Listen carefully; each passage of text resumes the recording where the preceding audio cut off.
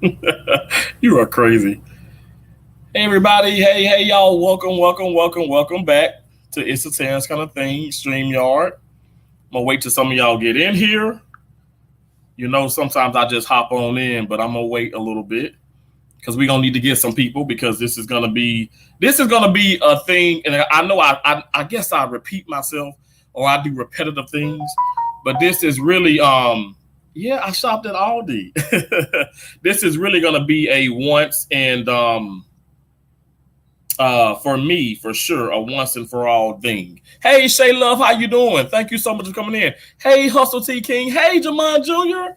says, hey, Uncle. Hey, how you doing? How you doing? I'm just gonna wait for a few more people. And y'all, please share the live stream. Share the live stream because I feel like everybody needs to know, just kind of what's up, what's kind of been going on and stuff, whatever. You know, there's always some stuff going on in YouTube. And it's people with clout chasing and this and that, all that nonsense. But this here isn't clout. I don't need the clout chasing. I don't need clout chasing. I don't need clout chasing. I don't care about that. Hell, I barely know what it is. So anyway, like I said, if y'all can share me out, I'd appreciate that and give me a thumbs up. Please and thank you.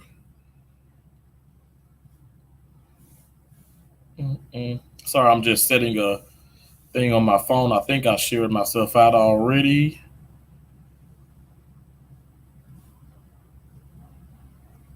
I know it's a busy Saturday. Everybody doing some stuff. Everybody got some stuff going on, so I understand.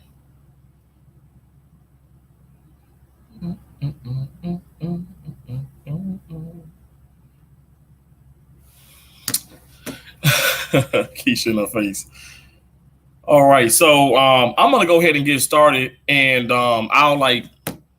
this won't be a crazy long live stream, but I'll go maybe like just hit some once I bring up, the guest. I'll do some key points and stuff, whatever, just if people kind of come in, you could just I'll just kind of maybe summarize it or whatever and stuff, but you can just probably catch the beginning and stuff, as people come in. Anyway, I'm gonna bring up, hey, Buffalo Billy or Billy the Buffalo. Okay, I'm gonna add the stream.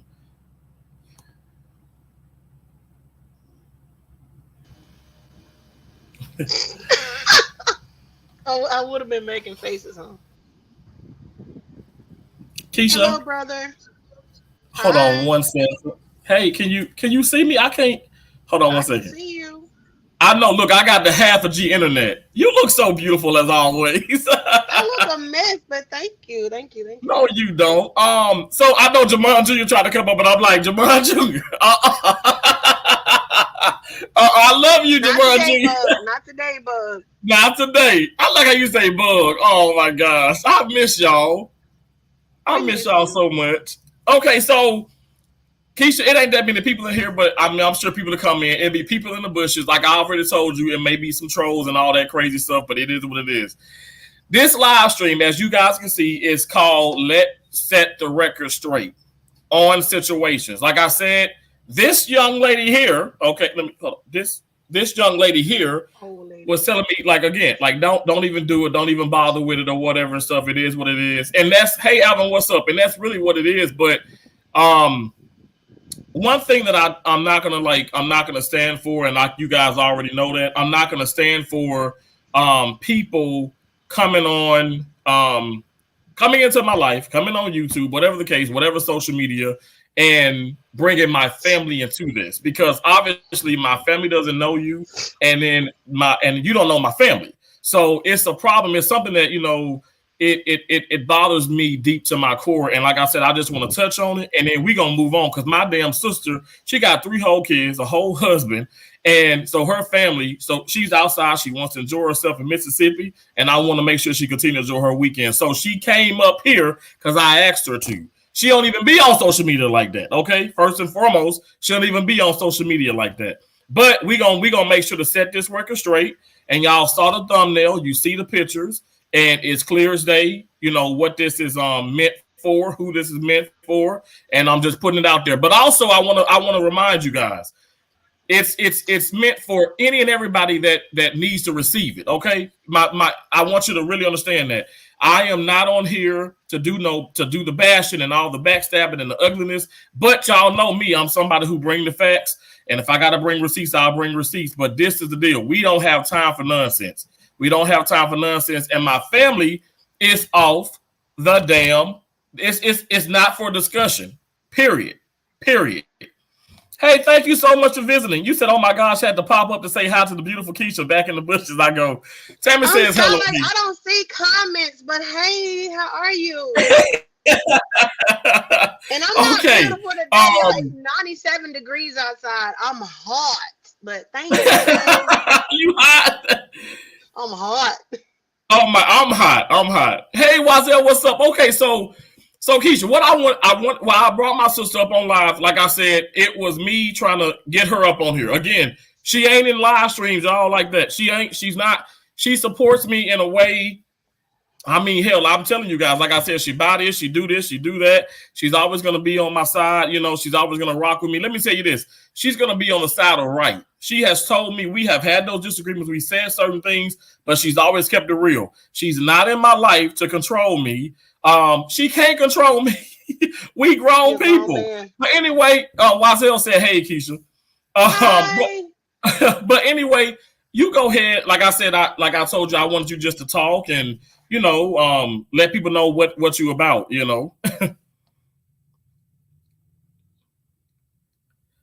Oh, we lost Keisha. Hold on one second. Oh. Let me see if we can get her back. So, okay, hold on. She's coming back. I told her, I said, I got half a G internet. Right. So, like I said, y'all, my fans just Keisha. And can you hear me? I can hear you. You can hear me now. That may be my internet. It is. Okay. So, yeah. Like I said, my fan just died. I ain't going to go look for no charge. I'm going to use this like I'm in church, so y'all ignore me. Firstly, this is going to be my first time, like, getting on social media. Anybody who knows me, if you don't know me, I don't do social media. I don't even go live on Facebook. I post my children, I post the things they do, and that's about it. Because I'm not just like that type of person. I'm to myself. My first statement I'm gonna say is this. I don't deal with all the social media drama. I don't do drama, period, because I don't Facebook thug. I don't YouTube thug. I don't social media thug. If I got a problem, I'm gonna take it to you one-on-one, physically, personally. Don't let the nails and the pretty hair fool you. This will come off and these will come off and we'll pop off. Let me just clear that up for you. Secondly, if you didn't say my name on this platform, which I don't know because I wouldn't give you the part of me which would give you a view. I wouldn't even get on your channel to give you that view to see you say my name. But if my name was used in any context, let me make it very clear. I don't say names. I'm not one to be played with, and I don't play, period. So if you have said my name, called me out of my name, or used my name in any form, take it down before I sue you. Social media defamation is an actual crime. You can either be associated with slander or libel. Either one, we're not going to take it there. But if you use my name in any form of context, take it down because you don't know me. I don't know you. I don't care to know you because knowing you will not pay these bills I have. And I got a lot on, baby. So just stay in your lane. I'm going to stay in my lane. Don't bring your car in my lane and we're not going to have a problem. But do not, and I'm going to have to move, y'all. My door been knocking on. Do not use my name. So if you use my name in anything, we're just going to be mindful of the fact to take it down. Huh? Why are you knocking at this door? Dumb boy. But just take it down. So thirdly, which I don't think an explanation is needed, but I'm going to give one. So I'm going to explain my relationship with OG Terrence over there. There's no reason to explain the relationship. There's no reason to explain the relationship, but I'm going to say this. T is my brother. No one can validate their relationship. No one can speak on it because no one knows about our relationship. As far as me interfering with who he dates or anything like that, honey, I love you, T. My brother a slick hoe, right? So I don't get involved with who he deal with, who he sleep with, or no, hold on 1 minute, y'all. Go out there and lock that. Lock it behind you and use the front. Lock that, just don't come back in it. Three, two. Have a good day. So anyway, I don't get involved with who's in his life, what he does or what he does not do. If my brother's associated with someone that he truly adores or likes, we normally have a double date. We went on dates with him, with the ladies he like, whatever, personal business. Where I come in at, I'm his big sister. But my thing about it is I call my brother my son because he's my first child. That's not overprotective. That's my gift from God. When we were younger, we didn't come, we were okay, but we didn't come from much. I'll put it like that. And my mindset was always I wanted more. I didn't want more for me. I wanted more for us. I started working at 13 years old under the table so I could buy him and my sister what they wanted, so I could buy myself what I wanted. And I started doing that and I did that. If it was needed to be bought, I didn't look to my mother and father who took very good care of us. I put that on my plate because I wanted to carry that on my plate. I made sure he paid his honor society dues. I made sure he went to the snack store and ate up all the little cakes when he wanted to. I made sure I got him his first tennis racket when he showed interest in tennis. That's my brother. That's my heart. There is nothing or no one that's going to come before my brother. So as an adult, when I, became an adult and got a job and all that stuff, I still fixate on the fact that if my brother need it, I'm going to do it. Even if he doesn't need it, my brother's RT. My brother makes 6 figures a year. He don't need nothing from me. But I ain't too far behind him. But You I'm ahead of me. still going Stop to give that. him, shut up. I'm still going to give him what I believe he needs. And you know what? I'm going to say this because people don't know me because I'm not out there like that. But my brother can attest. It's just not my brother. I am married. I've been married 17 years, be 18 years February the 8th. I have 3 children, a husband, a very successful trucking business, which is ours. We own it. And then I'm a district manager. So my pocket's good. And I take care of my brother the same way I do my husband. My husband is a spoiled grown brat. If he wants it, he gets it. He can afford it on his own, but I'm going to get it. My children are the same way. That's because it brings me joy to see the people I love happy. And there's not that many people I love. It's my brother, my husband, my kids. And I'm going to go to war for them. So if I feel like I want them to have it, they're going to have it. I can buy my brother lunch every day. He can buy me lunch every day. Hell, on my birthday, this guy will sit up here and cash at me $1,000 every hour. Every hour.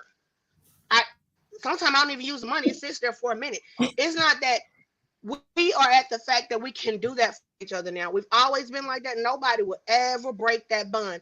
There's a quote that says the bond between a brother and a sister can never be broken, no matter how far apart they spread, because they came together in the same boat, raised together, slept in the same room together, ate the bread, go break bread together. I don't know how these people with their sister and brothers and families break apart, feather, have fights. We don't do that. I cuss him out on Monday and go fight for him on Tuesday, and he would do the same for me. No one is ever gonna come between that. So some old lady who mad because I feel like she want to get with him, but I don't want my brother to catch worms or SARS. I'm sorry, boo, but you're just not the one. But what you're not gonna do Oh, is talk about a relationship that you know nothing about. As far as speaking, I don't speak unless I want to. Listen to Cardi B. You understand what I'm saying? If I don't speak to you, that means I don't would. Okay then. End of mm. story. It's people right here I don't speak to. Somebody told me one day, the only time I ever see you is if you by yourself or with your kids. I got a husband, a brother, and 3 kids. I don't need no friends. Hell, I got Netflix. I can get in them folk business. I don't have to get in nobody else's business. I ride solo and I take care of my family. But when it comes to my brother, it's no hold barred. How they say, don't take it there. Don't let it go there about my brother, husband, or Exactly. kids. Because I will really take it there. I have, and this is not boasting or bragging, because the Lord knows what he give you one day, he could take away the next day. But I say this to say, I got 8 cars in my yard. They paid for, you feel me, and they all run. Because I saw somebody made a post about that one day. Baby, go check my stats. We good over here. I have a nice house and all the above. But let me tell you what I will take all of this and flip all this over about what's mine.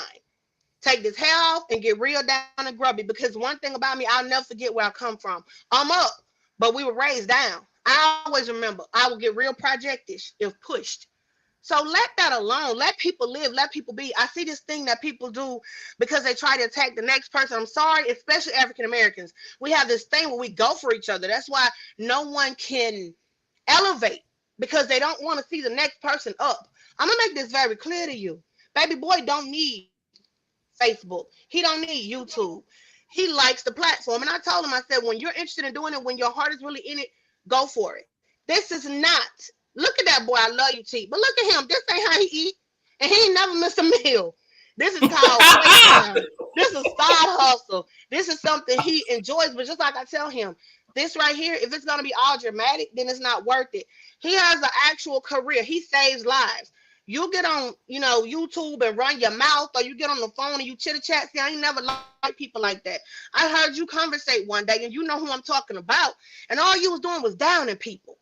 And I told him, I said, that person got a bad spirit because y'all been talking for about an hour, and everything out that person's mouth was negative about the next person. Somebody who got time to sit there and talk negative about somebody else ain't got nothing going on with their life. I don't have time to sit and talk negative about nobody else. I'm watching the clock because time is money, and I lost my money.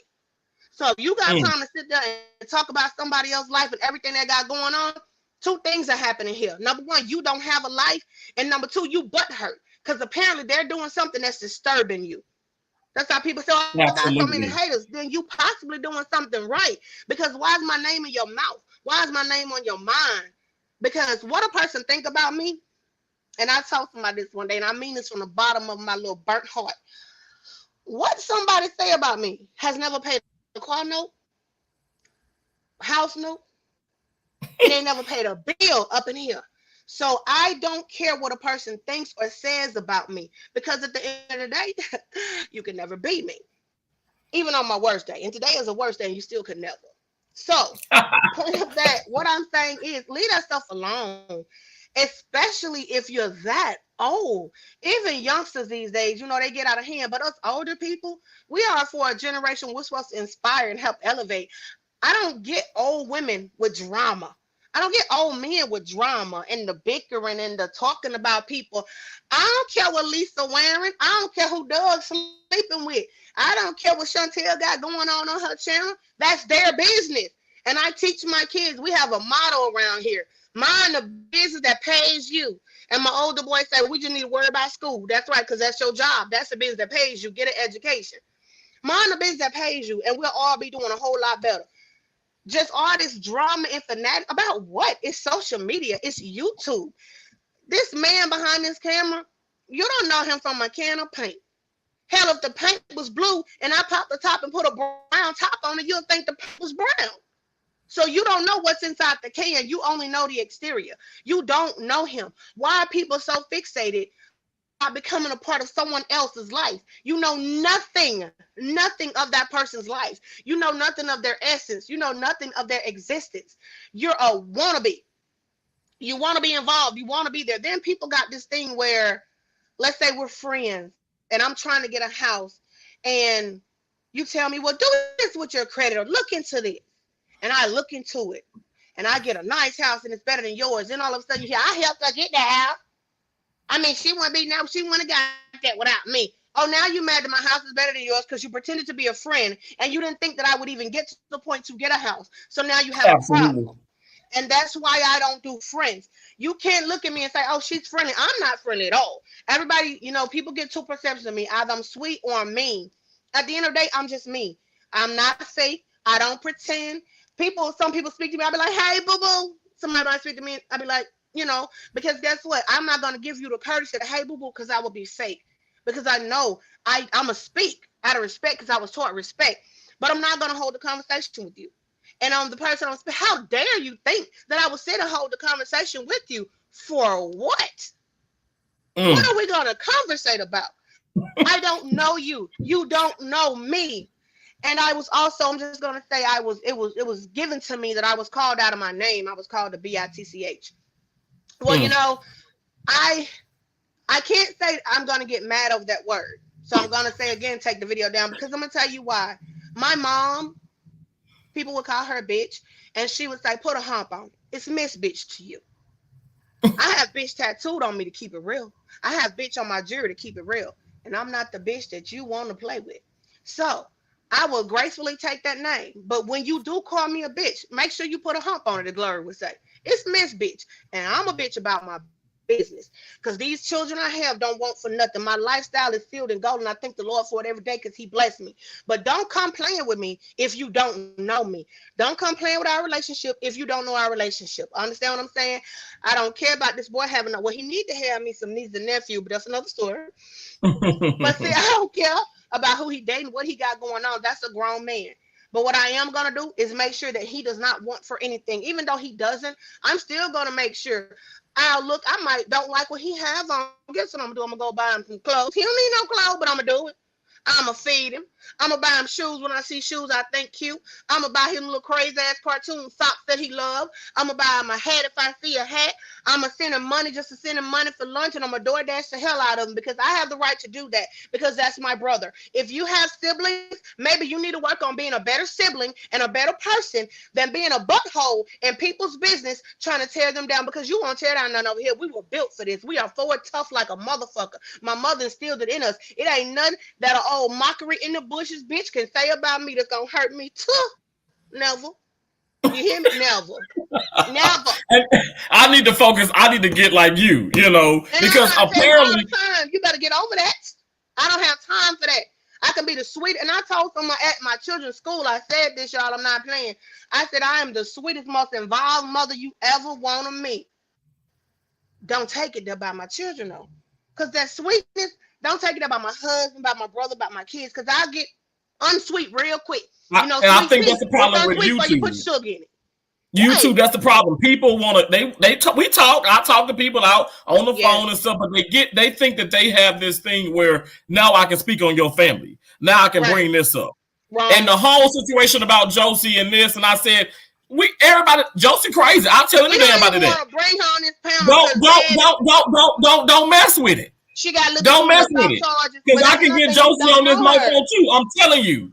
And that's not somebody you want to get involved with. That ain't somebody you want to play with. Leave people personal lives and families alone. And that goes to anybody, they do that with like these stars and stuff these days. They want to talk like Beyonce. Somebody want to talk about her daughter dancing. Oh, she can't dance. You do that for cloud. Baby, you wish you could be on that stage with her. Her daughter could probably buy and sell you. Why are you interested in her child? Don't speak on nobody's child. Exactly. Don't speak on people's family, period. Mind your business. Stay in your lane. Especially speaking on me, because I could care fucking less. Like I said, I'm not even going to give you a view to go look at. Exactly.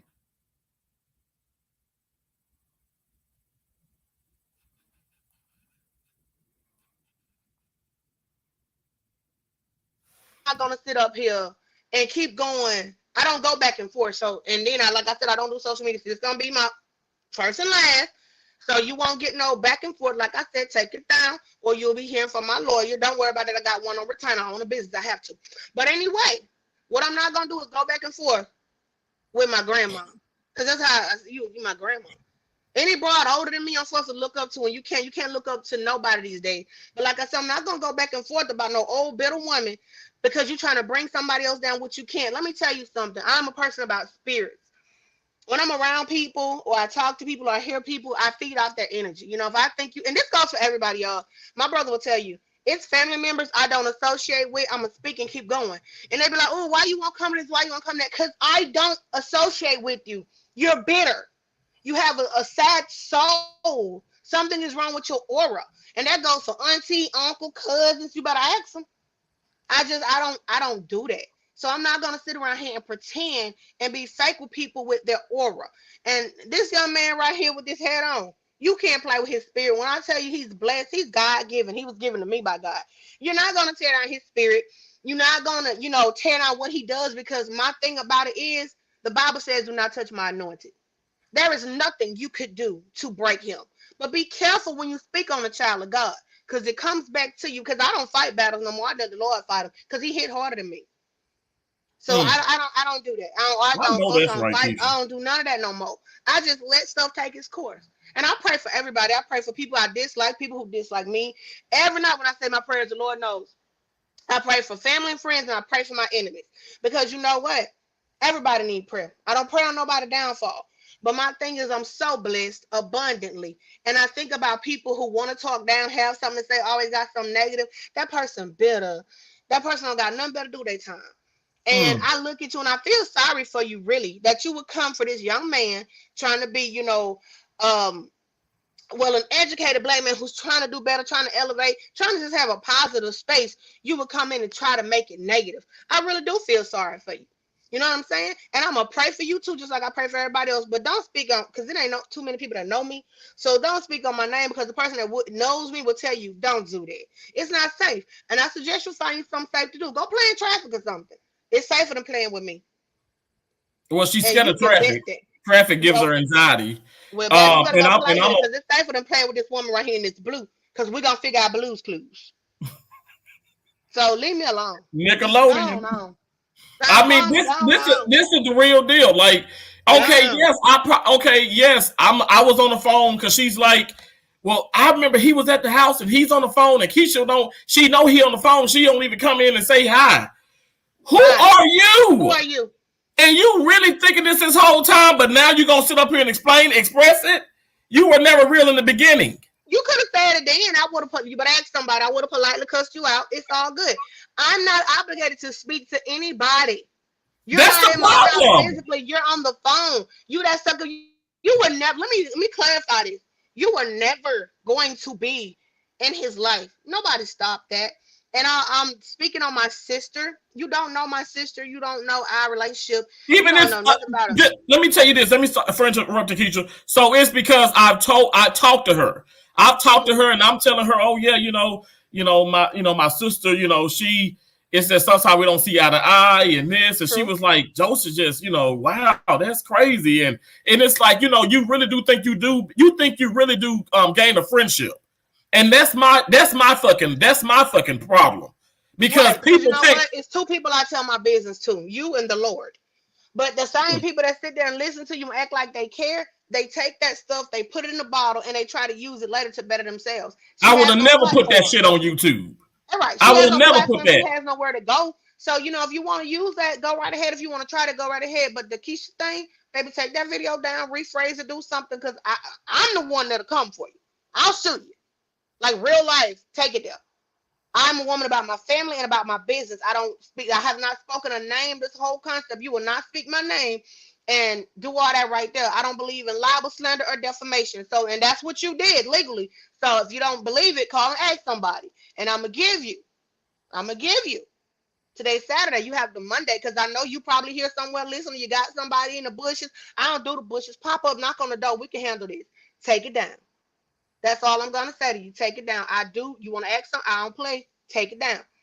And like I said, I'm not going to give you a view to look at it. But if it's not down, you'll see what happens. It's going to be a real legal situation. Don't be using my name and you don't even know me.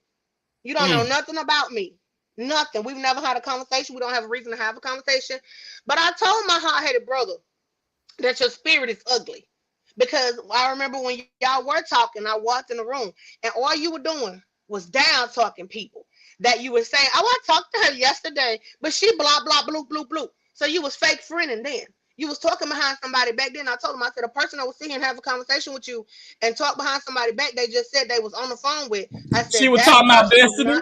She was talking about Destiny Lifestyle Vlogs, and I'm calling the damn name. She was talking about Destiny Lifestyle Vlogs, and I'm somebody who was loyal. Was how all kinds of stuff about him, all kinds of trash, just disgusting. And I'm like, but you just said you got off the phone with him. I said, a person that will talk about you like that behind your back, that just said they got off the phone with you and you get on their nerves or whatever, is not a true friend. I told you then. I said, you need to cut ties with this person. Anytime I tell my brother to do anything, it's out of love, because I love him. And I'm not going to let nothing or nobody hurt him. So you have that. But somebody who's saying 9 months of a friend, 9 months of talking on the phone, saying we eat shit, sleep, because we're on the phone. Because you choose to take a bath, with your camera off. Ain't like I'm seeing your body naked or whatever. You choose to take a bath when we're on the phone. It was a mutual thing. I did not step. I didn't say, I know, Keisha. I didn't say, I wish my mama or my dad would have raised you.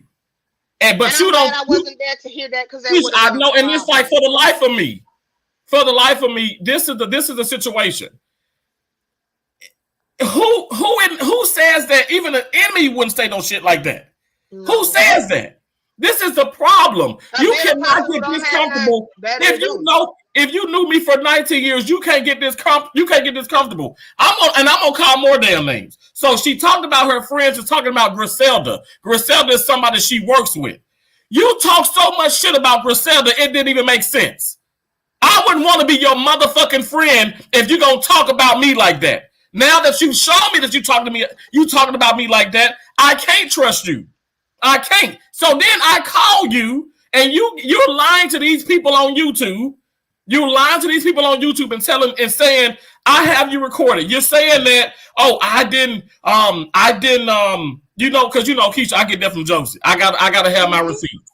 That's why I say people need to get Josie's name out your damn mouth too, because this ain't what you want. This ain't what you want.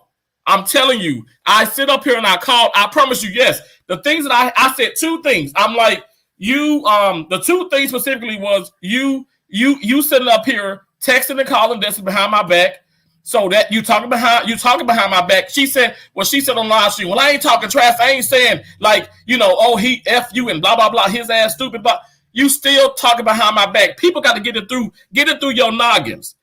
People, if they talk, I don't care if they saying, oh, well, he was eating on government cheese. You still talking shit behind my back. You talking shit behind my back to somebody who you talked about, somebody who you know. Now y'all best friends.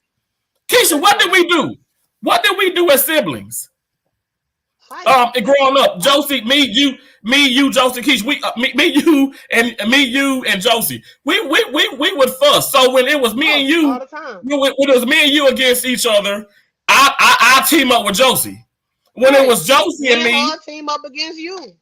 But we motherfucking sisters and brothers, and we grew up with each other. Outside people can't do that. How you gonna sit up here and even think that is gonna that suffices? That's gonna be enough for you? You don't know me, the problem of the situation is I let you in too much. I told too much, and now you're using this stuff against me, and gonna say what she said is.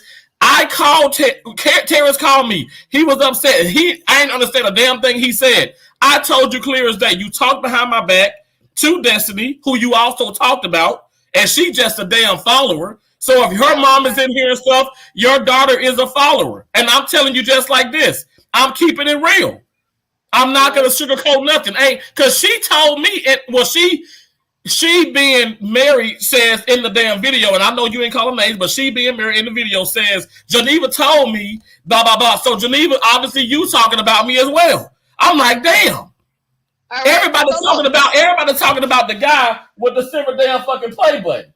Everybody's talking about the guy who can easily make goddamn 200, who can make $200 goddamn $1,000 and don't even work goddamn 12 months out of a year. Right. Everybody talking about the guy who done given all kind of money. Can you hear me? Yeah. We've been talking for 33 minutes. Let me tell you something. This is what you about to do. Kill it. Squash it. Neither person you have just mentioned have paid a bill for you, have helped you in any way. You have spoken your piece. You have cleared the air. You have said what you want to say. My thing about stuff like that is just like a dead body. Bury it. Bury it. Because you know what? If you say, okay, I'm going to let it go, and you talk about it again, my thing I've learned, you can't bury the living. If it's living and you bury it, it's still going to be kicking until it dies. So kill the situation today, bury it. They're not important. Their name should not be mentioned again. She's not important. People associated with her are not important. I told you once, and I'm going to tell you again. If you're doing this social media thing, do it for the joy. Do it for the entertainment. Don't engage in drama. Don't engage in the negativity they have, because that poisons your spirit. If you're positive, stay positive and let the negative stay where the negative is. So today, I done spoke, you spoke. And y'all know I don't do this again. I'm doing this for you. My thing about it, kill it. After today, don't speak on it no more. If you hear your name, if you hear anything else about it, pray for them and let the bitter be bitter. The Lord will make your enemies your footstool. Let it go. You're right. Let it go. I'm not worried about who, shim, sham, toot, poop, said whatever. It has been people. And I'll give you a perfect example again. You know, I don't do names. There was a person when Glorianne was alive. That, I helped this girl until the point of no return. And she did some real underhanded stuff, some sneaky stuff, was just dirty and as she wanted to be. And then when I cut her off as a friend, she started lying, making up rumors. At first, I wanted to fight her because y'all know that was my go-to thing. And act foolish. I grew up, though. I had kids and stuff. I became a mother, and When we're young, we play with toys and we do childish things. But as we grow older, we put our childish things behind us. So I don't play with Barbies no more. You know, they're in boxes. We're not gonna do that no more. Does So Kelsey play with Barbies? no, she hang them with a noose. She ain't gonna I'm living testimony to that. I ain't lying. She, found a whole box. Just she don't do that. So but this girl just And my mama told me one day I was mad about it. She said, "Really, you just gonna let this keep on getting in your head about this girl?" Terrence, I don't know what. I think you was in school. Me and her was talking. She said, "You still gonna let this get you? You still gonna let this bother you? You always every time you talking about what you want to do to her, she was like, she will need you before you need her." She said, "You know what?" She said, "The sad part is I know you." She said, "If that girl ever needs you, you gonna be there for her, and that's the sad part of it all. She didn't need." I thought that's Gloria said, "I know my child." I said, "I ain't gonna be there for nothing. I wish she would call me." I said, "That be lights could be out, and she gonna sit in the dark. I wouldn't spit on her if she was on fire." Oh, I was mad. Shut my door, Aunt P. I had a million things to say. It was about a few months after that conversation. I was coming down 45. She had her baby. Her and her baby, no joke, real talk, was sitting outside of Hardee's. She done got evicted, then lost her car and everything. She was out there begging for food. I saw her. I couldn't even smirk about the situation. I pulled halfway past Hardee's, popped the U-turn in the mall parking lot, came back, stopped, got out, gave her money, and went in there and fed her. She hurting worse than I was. And she Wow. ended up needing me before I needed her. I killed the situation. The situation was dead. All that smack I talked about what I would do, I ain't do nothing. I did exactly what my mama said. I helped the person that was down. It don't do me no good to kick them while they're down. And I won't dare look down on the person who's down. So my thing about it is kill it. Bury the situation. It's a dead situation. This is nonsense. We've been out here 36 minutes, and this conversation ain't made me no money. I So, know I know you you know about what your I'm money saying? like I'm about Time my is money. money. Time is money. Even my conversation costs. Time is money. My thing about it is nothing about these women or this group of individuals is helping you elevate. It's not helping anyone in this chat elevate. It's not helping me elevate. You know what I'm saying? If I want drama, I will watch reality TV. Disclosure, I don't watch reality TV. I watch Snapped and Criminal Minds. That's it. But I don't even, you know what I'm saying? So come on, I do watch Snap, but that's it, y'all. This like Hollywood hip hop, Hollywood love, wives or whatever. None of that because I feel like it's over the top. Everybody's saying, "Oh, watch Bad Girl Club." Y'all like turned it on, and they had like three words between each other that wasn't a full formed conversation, and then there was just a lot of hair pulling and fighting. Click, I ain't never watched it again. I don't engage in stuff like that. I would watch CNN before I watch Bad Girl Club or Wives or somebody. I don't know, but I don't do that. But you let these people have their moment and you let it go. You have spoken. Going back and forth is just giving them something like she barely get interviewed. She don't really have a platform. But okay, she get a few when she bring your name up. Let her have it. Let it go.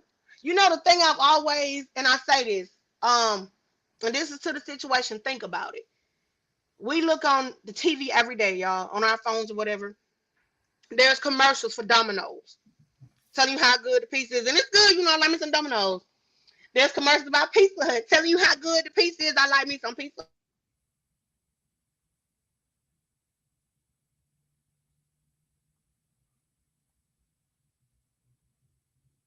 And the hottest new clothes out.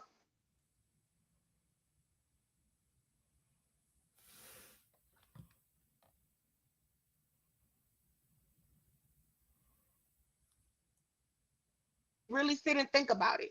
You've never seen a commercial for Cracker Barrel. I went to visit Cracker Barrel corporate office and I was talking to the VP one day. And we were all talking about, yeah, we ain't never seen a Cracker Barrel commercial. When you know the value of your product, you don't have to advertise. And you don't have to give coupons for discounts. You know the value of yourself as a person.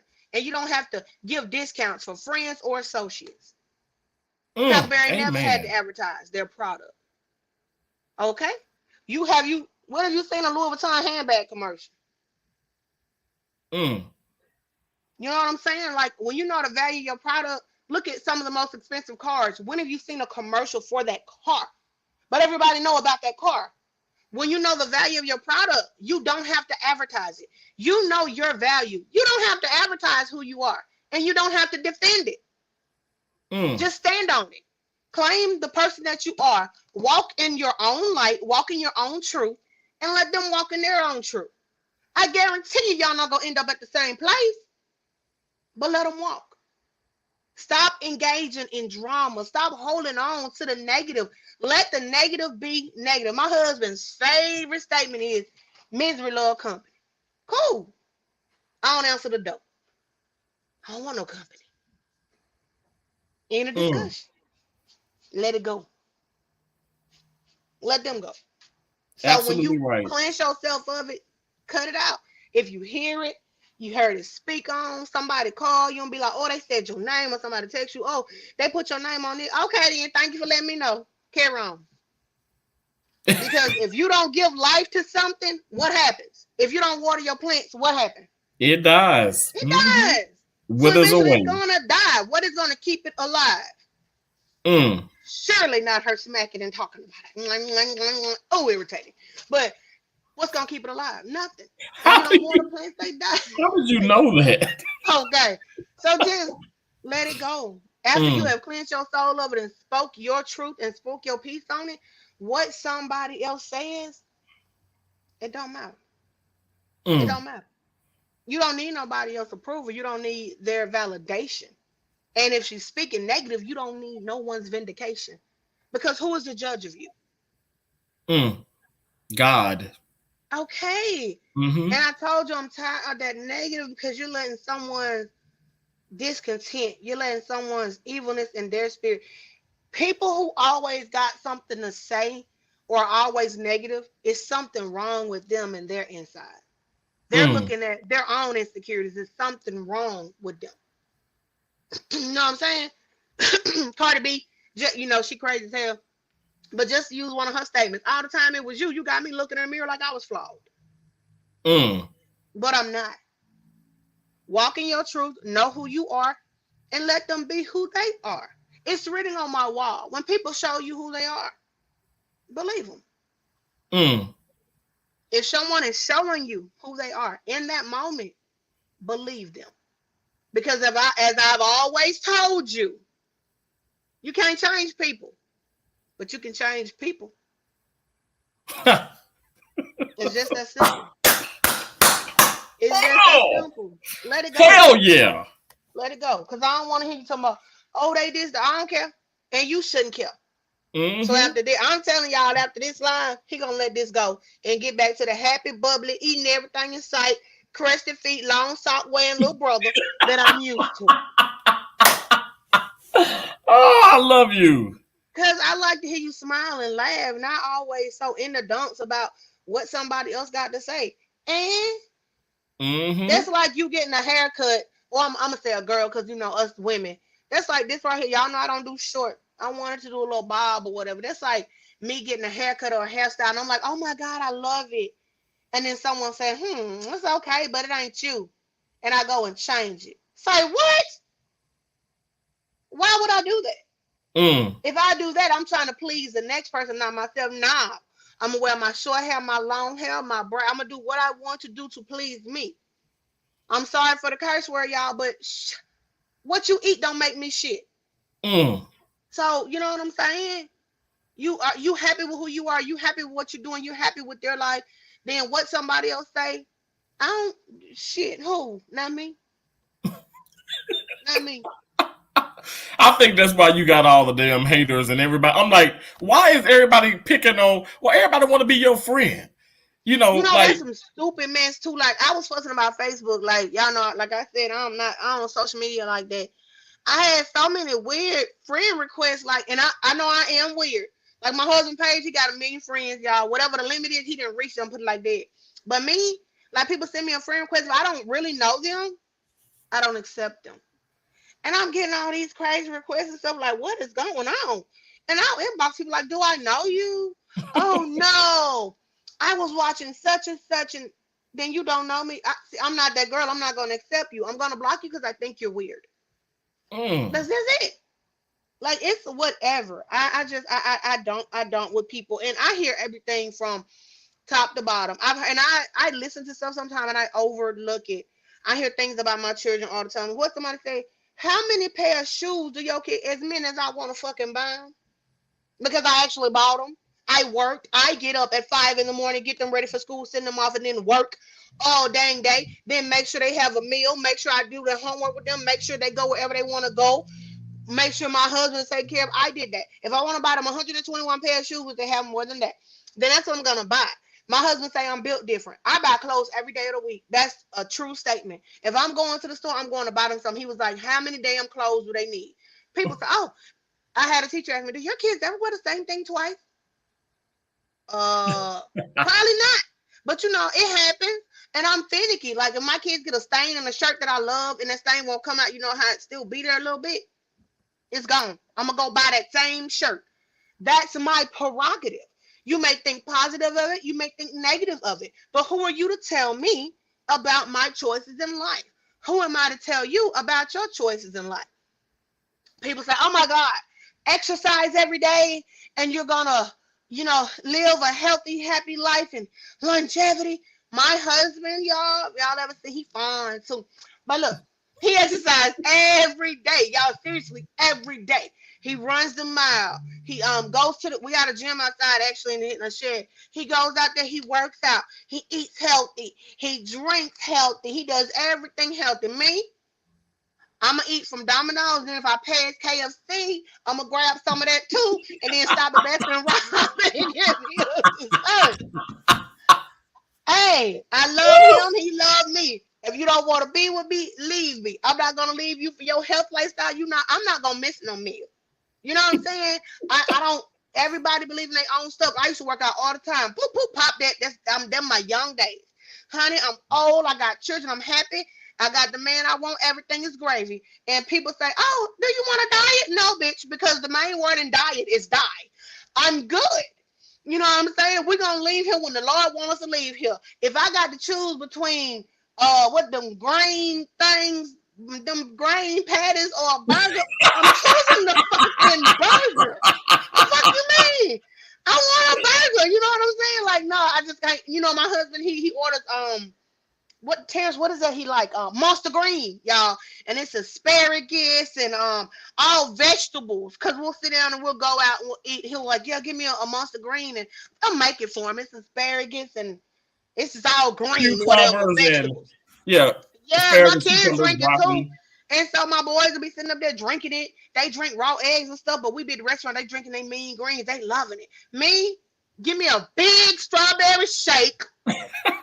You know what I'm saying? We both drinking shit that's soft and smooth, but I ain't drinking that shit. I'm not gonna do it. I'm not about to eat no tofu. Whatever they he loves a big ass plate of broccoli. Cool. He get his big ass plate of broccoli. Man, bring me a steak. You know what? Throw me in some ribs on the side of that. I don't care. Like, I'm gonna live and I'm gonna do me. You know, he has his lifestyle, I have mine. I don't speak on what he do. He don't speak on how I live. My thing is, people need to stop speaking on everybody's life and just live life to make them happy. My life Absolutely. makes me happy. I said something about wanting another child. I had well, I could say I lost a friend, y'all. See, my brother need to get like me. I don't really care because I don't do friends. I say I have acquaintances. I might have been knowing you since I was 6, bitch. You still an acquaintance. Um, and we were having a conversation about kids. They was all well, Roddy, rah, rah. You know, their kids in college and it's the freshman year, and everybody it was so cute. You know, I'm sitting there, my normal little smiling self, and I don't know how the conversation, was directed at me. Kid, how you feel about that? Like all our kids in college and your kids is in elementary. Okay, I'm gonna let that slide. They kept on talking about being outside, being outside. Oh, good, we outside. Okay, now I'm here to get you. See, my thing about it is, and I said this, and Terrence, what I do. These two women have not talked to me since. I said that's cute. Y'all had kids early. Y'all did y'all thing. And I actually waited, y'all, until I got pregnant at 29. I had my first child at 30. So I said, yeah, I waited till I was 30 to have kids. But here's what I did. Everybody I'm old-minded even at a young age. My brother would tell you that. So I planned how I always say you want to see God laugh, tell him your plans. But I'm not going to say I told God my plans. I told him what I wanted. And I'm like, if it's meant for me, if it's in your will, bless me with it. When our first child died, I was like, God, I thought me having a baby was in your will. I was a depressed individual. I was just torn apart. My Mm. brother told me, you told me, you remember, you was like, don't look, because the doctor told me I'd never have any more kids. And I had no kids, y'all. My daughter died. My brother said, I'm in the medical field, but you don't look to a doctor to tell you nothing. He said, you go to Amen. God and you talk to God and you see what God say. So I took his advice. I went to God, I talked to God. And I was like, I was a nervous wreck and I let it go. I prayed and I let it go. About 6 months later, I was pregnant with my son, who they said I could not have. I went to label him at 5 months, and that would be Jamon Jr. I love Javon Jr. He was in the incubator for a while. A few days after he came home, I found out I was pregnant with Prince. I was crying because I was like, wait a minute, I got to get adjusted to this. My husband thought it was funny. I went for my 6-month checkup, and I was pregnant with Kelsey. Moral of my story.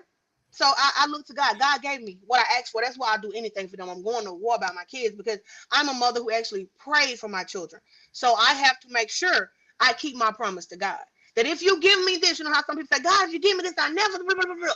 Then they get it and they fall back on their word. Well, my grandma and mama raised me better than that. When the Lord gave me what I asked for, I'm keeping my part of the bargain. So as I told my so-called friends, because they my ex-friends now, I said, true, I Mm. got, I had my child at 30. I had my first child at 30. I said, but see, what I did was I waited. I waited till I was established. I got a house, got a little land, got a few vehicles, got a career, got a good career, got a bank account, several bank accounts, got a whole husband, got his last name. And then I started having children. What you did was you slept around. You ain't got no house. You got an apartment. Let me tell you something. Sleeping around and being a hoe will get you okay apartment. Being a good woman and a wife will get you a home. You slept around. You got 4, 5 children. That's cute. I got 3. But see, my kids are everybody got the same last name. Because again, hold on. I got the man. All your kids got different last names. You at school checking them out. Can I get Tony Morgan? Can I get Alicia Cahill? Can I get Miranda? All y'all got different last names because you got different daddies. Okay? And then you online talking about baby daddies ain't nothing. So Mm. look at your life and look at mine. You know what I'm saying? And the government and what this other stuff they WIC and all that. There's nothing wrong with it. If you need it, if you actually need it, that's a blessing. But don't come to me talking about what I waited. I waited till I was ready for this. You have all these children. You still ain't got nothing under your name. You still doing different jobs every 6 to 7 months. You asking who hiring. You always talking about deadbeat baby daddies because you got a plethora of them. Ain't nobody wifed you or cussed you yet. And you on Facebook looking for free school supplies.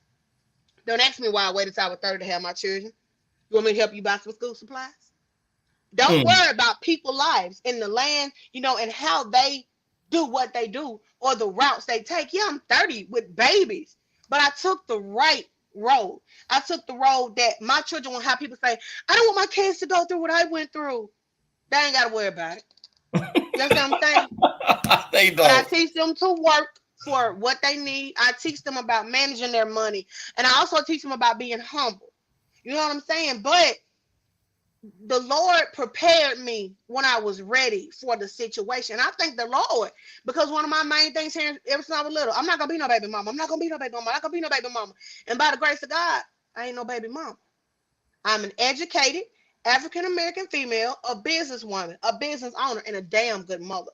So I don't worry about what outside people say, as you should, as anybody in this chat tonight. You shouldn't worry about what people say about you because it doesn't change a thing. If what Mary Margaret said about you is go pay your rent on the first, I shut the hell up. You know what I'm saying? No. And most of the people that speak on you or speak about, like again, anybody in this chat, most of the people that speak about you, if you think about it, they can't walk a mile in your shoes. Mm. If a bitch kept talking about me and I gave her my shoes halfway down the road, she gonna throw these motherfuckers back. Cause you can't walk in them. Mm. My path is not built for you. The Lord built all of our paths different. For people who don't believe in God, whoever you believe in, He built your path different. And ain't nobody gonna walk my path like me. Mm. If the Lord has meant something for you, I don't care how many obstacles get in your way, how many doors close, how many friends you lose, how much negativity come your way. If the Lord meant it for you, it's for you. Absolutely. It might come to you in a different avenue, just like if you in love with somebody and y'all get together in seventh grade, and the Lord meant for that person to be with you, y'all could break up. If the Lord meant for you to be with that person, guess what you're gonna be with that person? Girl, we Mm. got back together 20 years later. I know y'all done seen it because it happens. If the Lord means something for you, then it's for you. So when I hear people talking negative or they have something to say, they have a comment to make, most of the time I laugh. Or I just look at people like this because you can never. I'm not gonna Exactly. let your negativity bring down my positivity. I don't smile a lot. People say I got the resting bitch face. But I'm trying to work on it. And I don't know. But I'm working on it. But I don't feed into what I'm the type of girl that when you start talking about somebody, I'll get up and leave the room. Mm. Or, I've been that one to call somebody. But well, I don't know that. Let's call her and ask her. Then you're going to shut the hell up. Then you're going to want to talk to me no more. Then I hear you say little shit behind my back. That's right. Keep it way back there behind my back. Because you ain't going to say it to my face. You know what I'm saying? So my thing Absolutely. about it is let people talk. Let them Mm. talk. Because at some point, you got to realize talk is all they got going for them. That's it. That's Exactly. all. Let them talk. Let them have a good gut laugh. Let them say everything they want to say. Because at the end of the day, that's all they have. Mm. You know? And they're just like a car. At some point, they're going to run out of gas. An electric Mm-hmm. car. At some point, your shit going to die. Have fun. Especially if you got to talk about me to make yourself look valuable. Have fun. Because if Oh you got all my! that to say about me, I must be doing something right. I Have love it. fun. Mm-hmm. Have fun. That's like when I'm going to say younger, y'all, and used to go to clubs, which I don't like to club. My husband made me go to clubs. Come with me, baby. And it was girls, still now that like my husband. A woman don't want a man don't nobody else want. Let me just say that. And a man don't want a woman nobody else want. So, all they getting mad. People like, oh, kill it, honey. But we be out, and I hear talk about me, and she thinks she this, she thinks she that. Stick smiling and flirt with my husband. I was sending wine, champagne, or whatever they drinking to their table on me. Blow them a kiss and wave as I walk out with the man they want. Don't play with me. Because I'm not going to give you. I'm not going to give you that. I'm just not going to give it to you. It's just like the saying, I can't think of y'all who made this statement, but they were talking about, the black activists. No one man should have that power. I don't give nobody power over me. You never give a person the power to feed you in any way. When I say feed, I'm talking about anything like life, like just anything. Never give a person that power to feed you because that same person can starve you. And I'm Mm. going to eat regardless. I'm going to eat. My kids going to eat first, but I'm going to eat. You know what I'm saying? So let it go. If you got Nate, and this goes for everybody, the word for the evening, because somebody here need to hear this. If you got somebody in your life that's constantly negative and you still keep them around and always got something to say about you, that always, picking you having a happy moment and they bring you down, or if you got somebody in your life, they're your friends, but they always cracking jokes on what you're doing, you pay attention to those jokes. That's a slick diss. Let them people go. Mm. Because they don't mean you no harm. You ever had that friend that always rooting for you when you're okay, but then when you're going through, they ain't nowhere to be found. But when you come through that storm, they right there telling you that they knew you could do it, and you thinking, oh, I got me a rider. No, bitch, no, you don't, because let's back up. Where were they when it was storming? Exactly. They were standing on, under the awning or whatever, not getting wet. You was getting rained on. Mm. Now you dry, and they right there with you again. Now I don't need you in my life. I don't need you. Wow. Let it go. I let Mm. negative people. I don't give a damn about friends. Till you know me. If it's negative at a job, get what y'all. I'm gonna park your shit right here, and I'm gonna go. And leave I'm not the car on. leave it on. I'm not gonna deal with it. I'm not gonna deal with it because you know what? Being for real, I joke and I laugh a lot. My Lord told me I don't have to deal with negativity. He said your days are gonna be filled with hell anyway. Why am I gonna add more on top of that? That wasn't what was promised to me. So I'm not Mm. gonna. It took me a while to get there. Of course, all of us being younger, so we dealt with so much shit. But when you get older and you elevate and you learn, I thank the Lord for growth because I feel like Every day I learn something new. Every month, every year I learn something new. The me yesterday, Friday, is not the me that I am today. And I won't be the same tomorrow.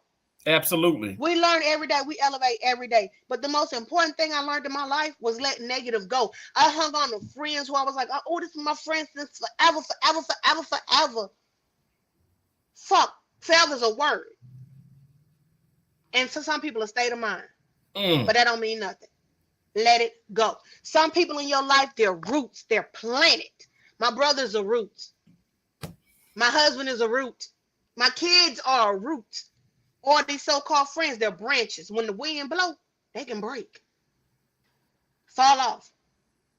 The leaves on those branches, they turn colors. But the roots, them roots ain't going nowhere. We need to send a collection plate around here. You got to get a bulldozer to dig them roots out the ground. My brother, my husband, my kids are roots.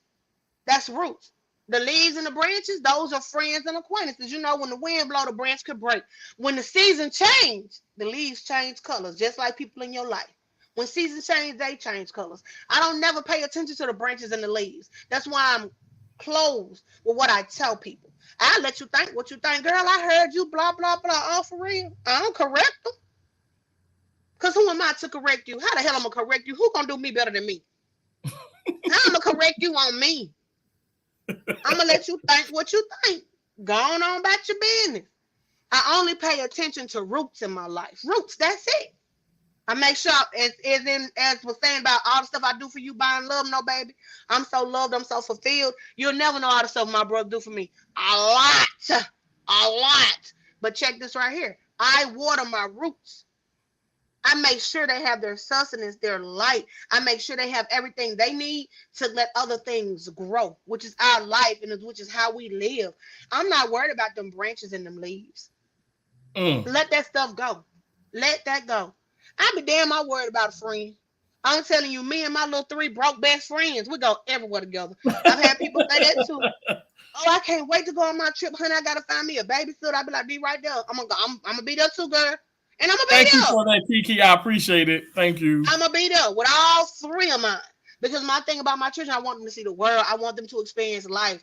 And my thing about it, and I always say this, and I've said this since the day I gave birth to my son. If my kids are not welcome, I'm not welcome. Girl, you going to Florida for a whole week with your kids? Yep. Girl, you going on that boat with your kids? Yep. Girl, you going here with your Yep.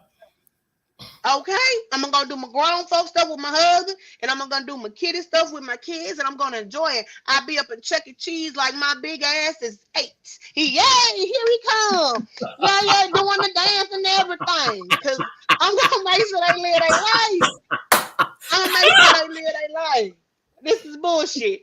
And I teach them not to worry about what people say or what people have to say or what people think. Let them think. Let them talk. Every day.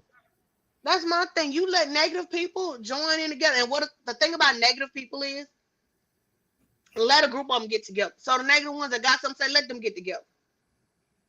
Because 2 rotten fruits, what they gonna do? Fizz up and mold up and had a little white fur. And that's just that. Or like, what's that statement that was made, Beyonce made in that movie? People gonna rub you wrong. They just like sandpaper. They gonna rub you wrong and scratch you and scar you. And when they done, you gonna be all nice and smooth. And they gonna be all toe up and raggedy. Let them be. You have given me my life. Let them be. Oh my gosh, Keisha. Let them do what they want to do. Just this it. Y'all, I'm hot. I'm gonna have to send you the damn super chat. Thank you so much, Kiki, for the $20 super sticker. Oh my god. Again, I can't see none of y'all. All I can see is myself, and my hot big self is hot for real. Well, I was telling them, I was like, Keisha cannot. I said my sister cannot see the comments because I don't want nobody. So much love to all of y'all. I don't want nobody being genuine. I don't want nobody 6, 7, 8, 9 months away saying, "Oh, Keisha never spoke to me." Hey, everybody! Much love to all of y'all. I mean, I don't understand that. That is crazy. I can see myself. I've been looking at myself for an hour and 4 minutes. I'm like, damn, I got on blue and I'm hot. I'm telling y'all, the Blue Clue song keeps just playing in my head. Then at the end, I'm like, now I'm number 1. And it's all good. Chaka Drop said, yes, Keisha, she said that on Fighting Temptations. Yes, girl. And it was the Yes. truest statement ever given in life. I live by little stuff like that because negative people will try to bring your vibe down. They will try to bring, and you know, us being younger, I know a lot of y'all can agree that y'all did that when y'all were younger. You let people get in your head like that. I'm telling y'all, my head is like a bank vault. You can't get up in here, man. You I can't. know. I know. Can't. I don't worry about nothing but the next trip, what event my kids going on in school, making sure my work is done right, and making sure my bank account right. Because when they ask for it, I want to make sure I can go and get it. That's it. I don't worry about nobody else's opinion. I promise I don't. Mm, I don't. mm, mm. And I'm working on self, and elevation. Like I had Kelsey wanted to go. She wanted to go to Tennessee, and she wanted to take some friends. And she just been playing the whole day, y'all. My broke best friend be doing it with no money. Um, and she wanted to go to the zoo. Tia, this was last year, Tim. She wanted to go to the zoo, and she wanted to go to Incredible Pizza. And we went somewhere else, y'all. I don't remember. But I was like, okay, bet. And it was her birthday. And I always ask them on their birthday. First, we say at parties. They don't do that no more. My kids like take trips. Like they plan stuff in advance. So she's like, yeah, I want to get my girls. I want to go to Memphis. And I want to do in the zoo, Incredible Pizza. And we went somewhere. I really can't remember because they do so much I get lost. But yeah, so this was a yeah. I was like, okay, bet. So I ordered her cake. And I got online. I wanted to get her some shirts, man. I make their shirts and stuff for school, but sometimes like I want their stuff done, and I got so much going on I can't. So I got her and my boys and her friends with shirts made and stuff. And I went to pick it up. I went to pick the shirts up because the girl she do shirts, but she has another job. And I went to her job, and it was an old and the bakery was right there too. So I picked up her shirts and cake at the same time, and cupcakes. And the old lady, and I'm gonna say old out of respect, y'all. She probably in her 50s, early 60s, and it just burnt me up. And she was back there and she said, didn't you come pick up a cake and cupcakes yesterday for your daughter's birthday? Number one, bitch, you in my business. And I said, Stay yeah, out the at business. my business. I said that was for her class because every year I also give my kids in their class a pizza party, which I buy all the kids pizza. I make them little goodie birthday bags, and I do cupcakes and the cake really for the teachers and whatever. So I picked that up the day before, and I had a little pizza party. So now here we are. It's Friday, so when she get out of school, we're gonna stay in Memphis the whole weekend with her little friends and everything. And I go to pick up stuff. She said, "You then you?" I said, "Yeah, that was for her class." I said, "I'm picking up her stuff today for her trip." She said, "Trip?" I said, "Yeah, her and her friends, whatever. We all going to Memphis or whatever." How old she turning? 7. Ugh.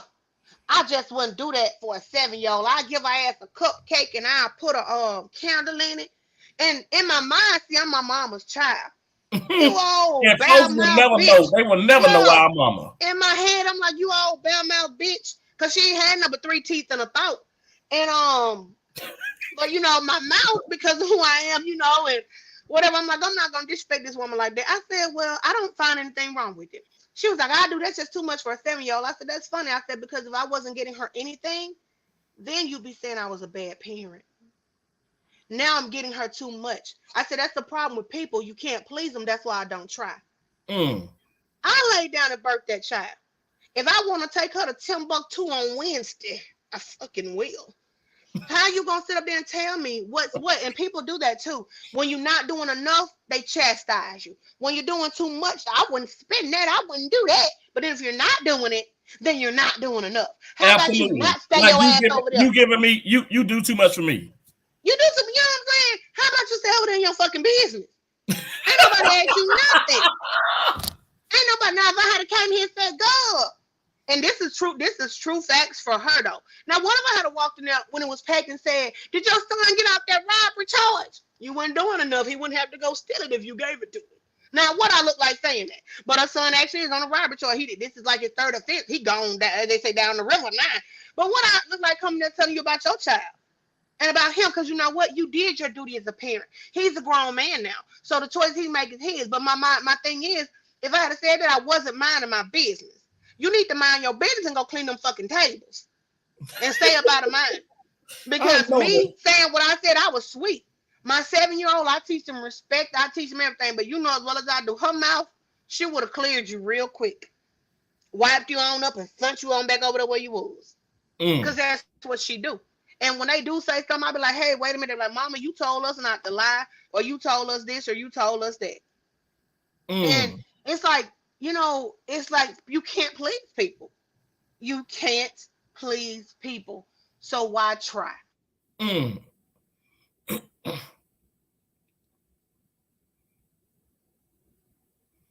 I think my internet lost Keisha. She'll come back.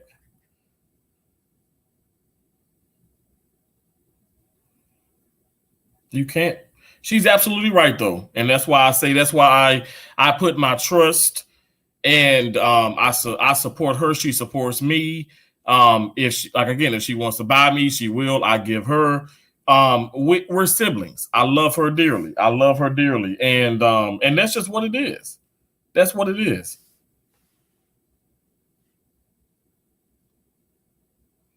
Oh wow, there's some slot channels live tonight. Okay.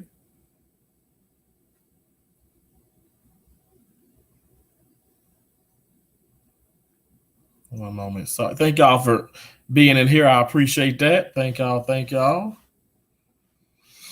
Whew, that's why I listen to that girl. I'm telling you. Exactly. Exactly, Kiki. And that's the deal. Like, I feel like my deal is this. Okay. Family is off limits. If I even spoke on something to you guys about, say, my sister, my dad, my sisters, my dad, my mom, whatever, my nieces, my nephews, please don't ever bring nothing back in my face. I know Keisha threw you out. Hold on one second. I'm gonna drop the link again, and I mean I know, but I know you gotta go too. So it said you was preaching. You was preaching, Keisha.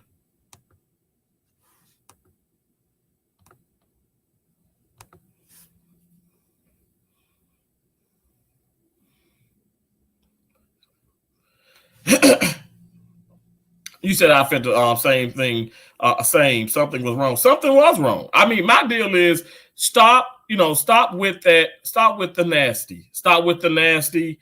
I resent the Keisha. Stop with the nasty. Stop with the foolishness. And stop bringing up the family. Stop bringing up the family. Stop bringing up. Stop doing that. You know, I don't do that. Even right now, I didn't do that.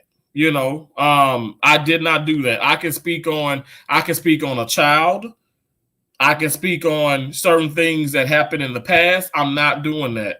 Like I said, the sole purpose of this live stream, I want to, let me just say, showcase, okay, who Keisha B is. Apparently, she's somebody who's want to destroy me. She wants to destroy her brother. So, you know, I just want y'all to be the judge for yourself. And I'm happy that she can come up and she can speak with us. And I'm hot. I know you hot, Keisha. It threw me off, so I just want to get on another device. Whatever. Yeah, no, you. I know you got so many of them. Yeah, iPhone be tripping. But I'll say this, and like I said, this is not like trying to bring up, but I just want people to understand. Family is off limits, Tammy. But you don't troll, right? You don't even know what the hell really all that stuff is. You're not on social media like that. Yeah. You have like not this video that I'm hearing about. I don't. My kids are on social media. What I tell them to do, like they have Facebook channels and stuff. Terrence knows this. They have YouTube. They bring it to me. Like my daughter, she loves TikTok. She'll dance. I have to watch the whole video. If she moved the wrong way, or I don't like, no, you can't post that because you're 7, but you're a lady. Show respect. Post yourself in the most respectful manner. No, you can't post that. I'll make her redo a video 20 times. She'll be like, Mama, I don't want to do it no more. That's good, baby. Go sit down. I'm going to look at what they have and then I'll let them post it. But I don't do social media and stuff like that. And I feel like, like you just said, for every situation, family's off limits. Leave it alone. Especially me. I'm like DC Young Fly on Wild now. Leave me alone. This ain't what you want. Leave me alone. Exactly. Leave me alone. Leave me alone. I mean, Keisha, I appreciate you so much for doing this. Y'all, I'm telling you, I didn't call her. I'm like, y'all know I'm irritated because he called me and was like, will you do this? I said, no. Y'all, this shirt is getting on my nerve. I'm going to let my husband come rip it off. But the shirt is beautiful on you. It's a beautiful color. It's hot. Y'all, I know. Heat index here is 115 T right now, and it is 743. How is the heat index 115? It's 97 degrees. My big ass is melting. Oh my God! First and foremost, you're not big. You're beautiful. Yeah. And second, like that is hot. Then I'm gonna be in this kitchen. It's gonna be super hot. Wow. Because I said we was gonna do like, snack foods, and then my stomach was like, "Ugh." So now it's gonna be fried chicken, yams, rice, and gravy. He said, take it off, Hey, let me tell you, I got a house full of kids, y'all. I want one more. Now, to get into it is fun. But let me tell y'all what happened when you done had all these children and you done got old. I be in the groove of it, and then my ass be out of breath. Well, you should get some. Some people don't get none. She 17 years with the same person. Come on. And y'all know what's weird? I still think he is the handsomest guy walking. If people say that can't be done, honest to God, it can. Because I'm telling them all walk in with no shirt on. I'll be like, down, girl, down. Keisha, I love that. And let's just be real. Everybody, the marriage or whatever, it can be ups and downs. You love him, he loves you. Family can be ups and downs. I just want to catch a case all the time. Charges. My deal is we ain't trying to paint no perfect picture. No, never have. You and I, we never have. Josie and all of us, we never have. People don't understand that it's real life. If people tell you with family, everybody here know that you're gonna have bickering, fussing, and fighting. You're gonna have a family that think you better, that you think you better than them. You're gonna have a family that think they better than you. Every family has it. Every family got the drunk cousin, the auntie that say what's on her mind. Y'all got that cousin that they keep in the back of the house because he ain't quite hooked up right. We had a few of those on both sides. But, you got that one that's quite hooked up right. You got the one that, moved away from the town that the family's from. Now, she just thinks she uppity. We got that. Our auntie, she real proper. She moved away. And my mom used to say she from Chicago, Mississippi because she came back with an accent.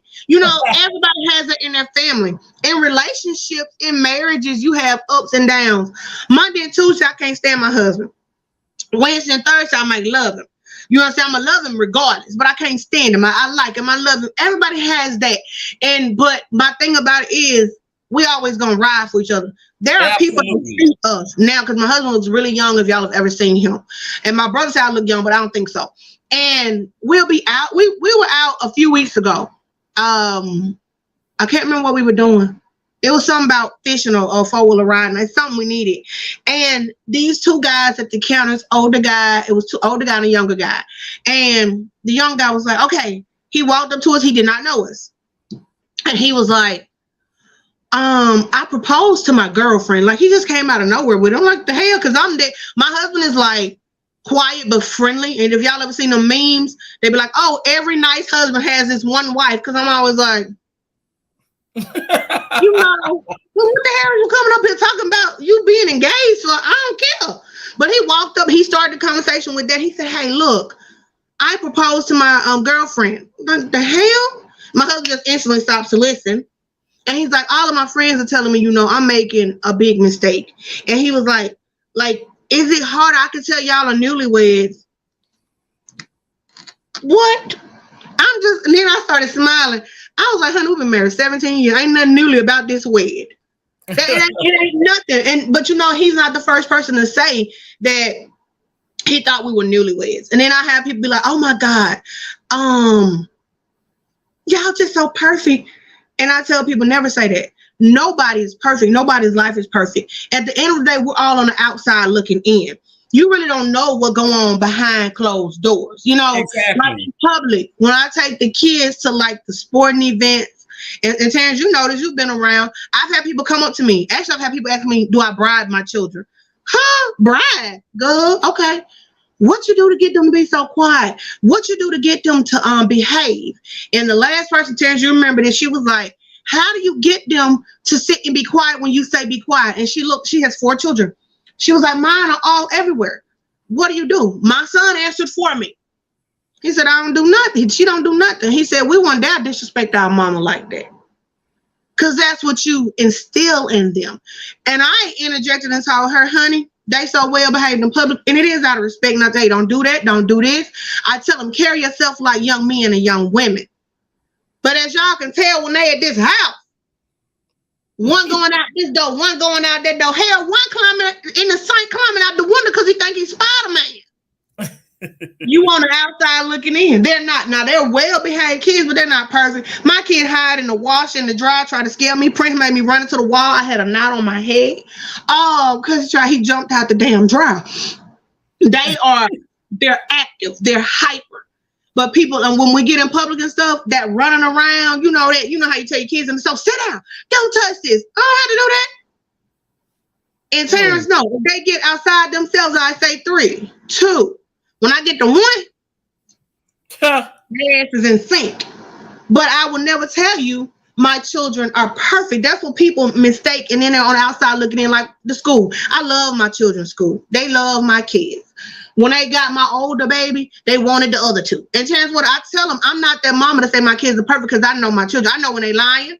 I know when they telling the truth. Terrence got to get that. I know when they faking. I know when ain't nothing wrong with them. They got the nurse calling. Oh, his stomach and he has a temperature. Lady, that boy ain't got no damn temperature. But he didn't put on 2 damn pullovers and 4 shirts because he don't want to be here today. It's that type of thing they have going on. And I'm like, okay, sure. I know my children. And I told the teachers, I was like, okay, y'all got Bug. Y'all know I love me some Bug. Bug is a sweetheart. Prince, my middle baby. No. I'm a grown woman. And I could say a grown person looked at me wrong. Prince was going to be like, let me go see about what kind of problem they got. So I tell the teacher, like, no, he's not Junior. You tell Junior to sit down. He's going to sit down. You tell Prince to sit down. He's going to ask you why and what's the reason for it. You're going to have to give him an explanation. You know what I'm saying? You call me and say Junior hit somebody. You call me and say Junior hit somebody. I'm going to be like, no. I mean, I'm not that I'm that parent that like my child ain't going to do it. But I know Bug ain't going to do that. You call me and say Prince hit somebody. I'm going to be like, I'm on my way. Are they okay? Because I know he did that. And I know he did it hard with intent. And he did it to hurt you. So I don't, fixate around, oh, my kids are perfect. Hell no. Exactly. You know what? That's what I tell people. Nobody's perfect. Nobody's life is perfect. I've heard literally people put on Facebook, oh, y'all are my favorite couple. I'm like, and one of my best friends, she's married now, and she's like, she calls me for advice and stuff. And I'm like, baby, me and my husband have been through it all. If you name it, we've been through it. So nobody's life or marriage is perfect. But if you can name it, we have been through it. We done been through death of a child. We done been through ups and downs, not having to having way too much. We have lived and struggled through it all. So anything that come up after that, it's peace to me. It's like, it's nothing. Nothing. Exactly. But don't look on the outside and be like, you will never hear me say, I want to be somebody. Or I want to be like her, because you never know what the hell she went through. You never know what she's going through. Or, I want that marriage. You know what I mean? I don't want your life. I don't want the house you live in. I don't want the car you drive. Because who am I to know if I can walk in your shoes? I don't want to. I want to walk in the shoes the Lord gave me. So nobody's perfect. Nobody's perfect but God. Period. But you're on the outside looking in. Sometimes I'm like, nah. You might think I'm stuck up. Then I got some people like, oh, no, she's sweet. You know what? It's this. It's your perception. So you might look at somebody's life and your perception is they got it going on. When the truth is they 2 car notes behind, the house about to be foreclosed on, her husband got a baby about to go around the corner. You never know. Exactly. So never look at somebody's life and say, I want that life. Never. Exactly. And I never, I think Coach Robinson told me this, team we were younger, when he was talking about a wife, he said, I prayed every night for this one woman. God, give me this woman, give me this woman, give me this woman. He said, I got that woman and she put me through purity hell. And I divorced that woman. He said, so I never told God again to give me nothing. And I remember that. I was like 11 years old, I never said, God, give me this person as my husband, or God, give me that house, or God, give me that car. I always say, God, if it's in your will for me to have a certain thing, give it to me. Exactly. God didn't want me to have kids by the men I had dated, in the past, because I was like, I want a baby so bad. I had a baby by the right person. I married the right person. Ups and downs, flaws and all. I married the person that was meant for me, because I'm telling you, so I be want to fight that man. But honey, But see, I was folks want to use that just because you speaking your truth, but folks want to say because you have your downs and ups and all this, like, oh, if it ain't perfect, you need to get the hell out. You need to do this. You need to leave. If you ain't never had an up or down in your family or your relationship, you lying. Exactly. Or I tell you what, or you not lying. You just weak as fuck. Because I ain't a pushover. And if I want somebody weak, I should have been gay and married a bitch. I want somebody I can go toe to toe with. You know what I'm saying? But I want somebody who's masculine as well, because anybody who know me know I'm not submissive. I'm not quiet. I'm not a yes, sir. Oh, we're going to do that. I'm what the hell you talking about type person. I'm like, I don't like that idea type person.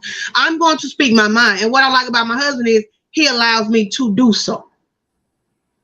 But I'm not going to get out of context and disrespect him. Never that. And my thing I do like, if we have a disagreement or I don't like something that pop up, we're going to talk about it at home. And the way my mouth situated, everybody know how my mouth situated. My mouth it's an assault charge all by itself. But he, him, I'm me, and we let each other be individuals. But if you're on the outside looking in, you don't know what's going on. So don't ever make nobody life perfect. It's just like family. You got brothers and sisters who haven't talked to each other in years. I got a person I associate with. She ain't talked to her sister in like 13, 14 years. I got one who ain't never talked to their brother, and then they just got a relationship back. Brother up and died. You know? So you never know. You never know what's going on. My husband's little, I'm going to say, like Big Brother, Little Sister program, like that. He's a young guy. And my husband and some of his friends mentored him. And his mama was real sick. And we just got to talking about this a while back. She was real, real sick. And she got put in the hospital. And one of the guys called my husband and said, you need to call up here and talk to him, or you need to come by here because he done lost his mind. And so I'm sitting there because I'm nosy as hell. Anybody call my husband, I am that white, be like, who that? Who that? What they want? But he was like, he then came up to this hospital while she was having her treatment, and he cut up on his mama. And my husband said, cut up for what? And they said he had asked for a video game. True story. And she got sick and was put in the hospital, and she didn't get the video game on the day that it premiered and came out. And he went up there and cussed his mama out about that video game. And they said he just acted a fool at the hospital, but he was back at the house. So I was with my husband, and we went over there. And my husband talked to him, and he was like, that don't make no sense. He said, you need to go back and apologize. He said, you don't never need to talk to your mama like that. He said, we only get one. He was like, and your mama's sick. He said, how you gonna go in there? The woman that did everything for you on this side of the sun. How you gonna go and treat her like that? Oh, guess what? He was like, the next day his mom died. He never got a chance to apologize. He never got a chance to make it right. All over a $39.99 video game. And that boy, and this happened about 2 years ago, he lived with guilt. You can tell to this day. He ain't never been the same person. He's always depressed. He's always down. But you did that because of what these other little boys were laughing and saying. So you wanted to go and show out for your friends. All she done for you, you never even got a chance to apologize, and now she gone. And those same friends that propped you up, where were they when she died? Nobody helped you. Nobody handed out a hand to you. You're a youngster with no mom and no dad now. You on your own. You 18, so the state's not going to take you in. Absolutely. None of them friends that was with you took you in. So you out there with nothing. The woman who would give her life for you already has given it. So you never know what's going on. People always on the outside looking in. You never know. That's again why I say stay in your lane and mind the business that pays you. I don't need you coming to my house sweeping around my front door when you ain't sweeping around yours. Exactly. Don't do it. I truly believe in minding my own business. My own business. And that's the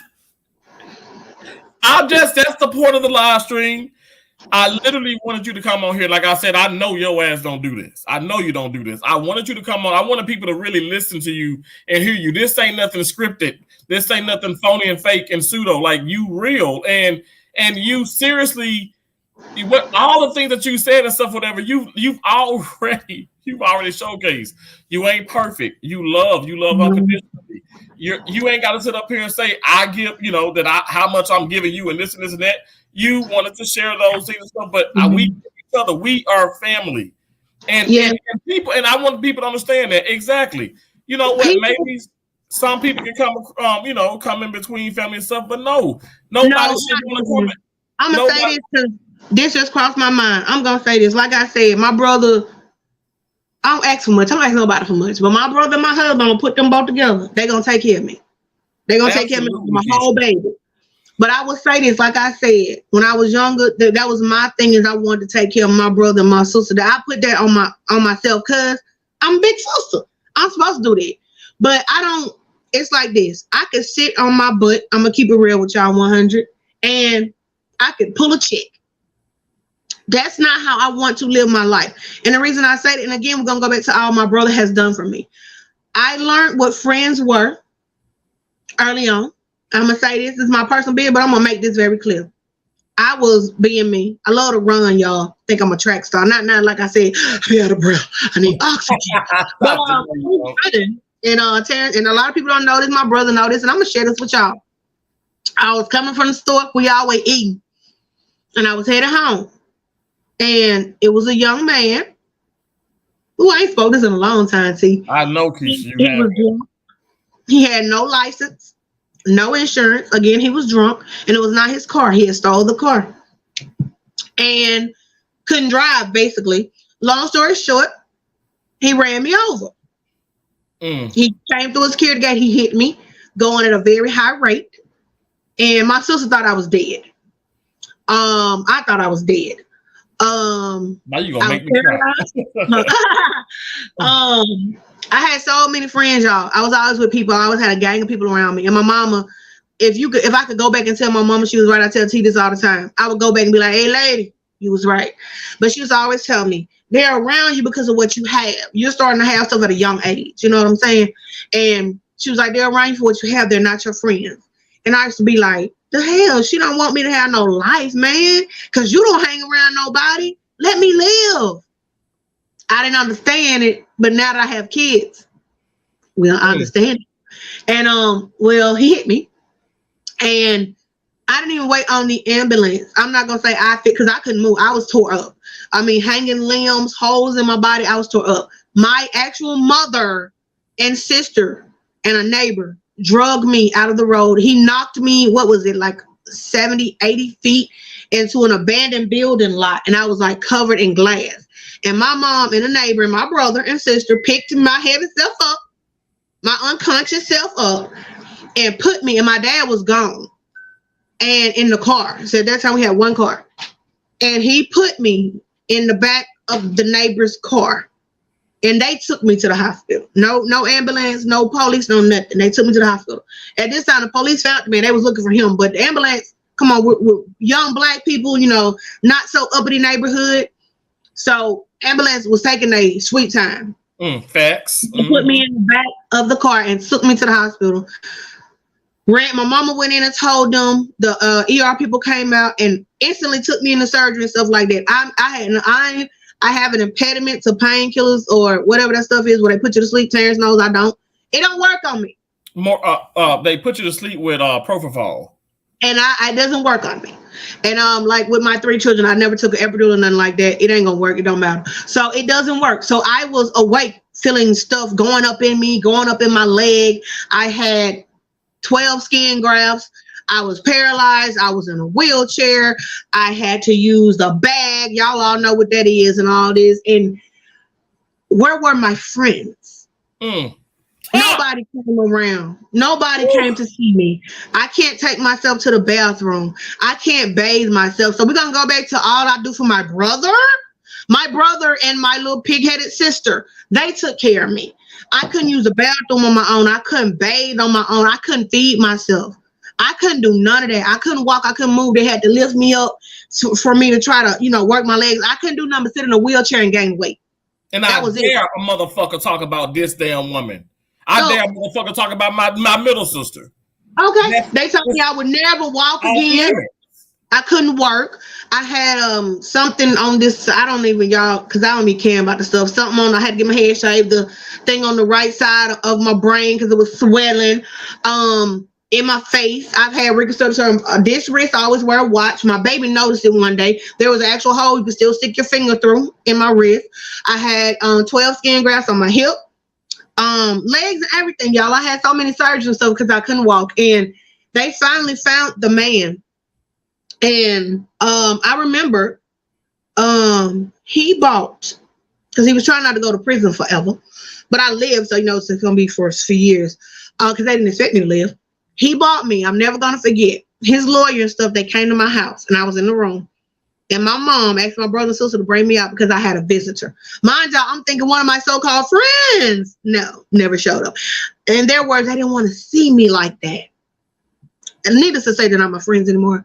But they brought me into the living room. And I never saw the man's face, so I didn't know who he was. And he was standing in the living room. And he had this box of candy and this bear.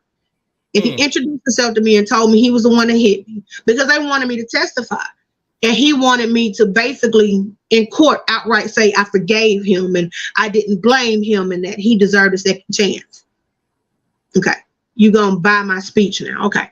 So he gave me this bear and this candy and they actually told me who he was. And my little foul myself with the cussing, acting crazy. And at that moment, even me being young, something came over me and stopped me. My grandma raised me, and then I went to live with my mom, my brother, my sister.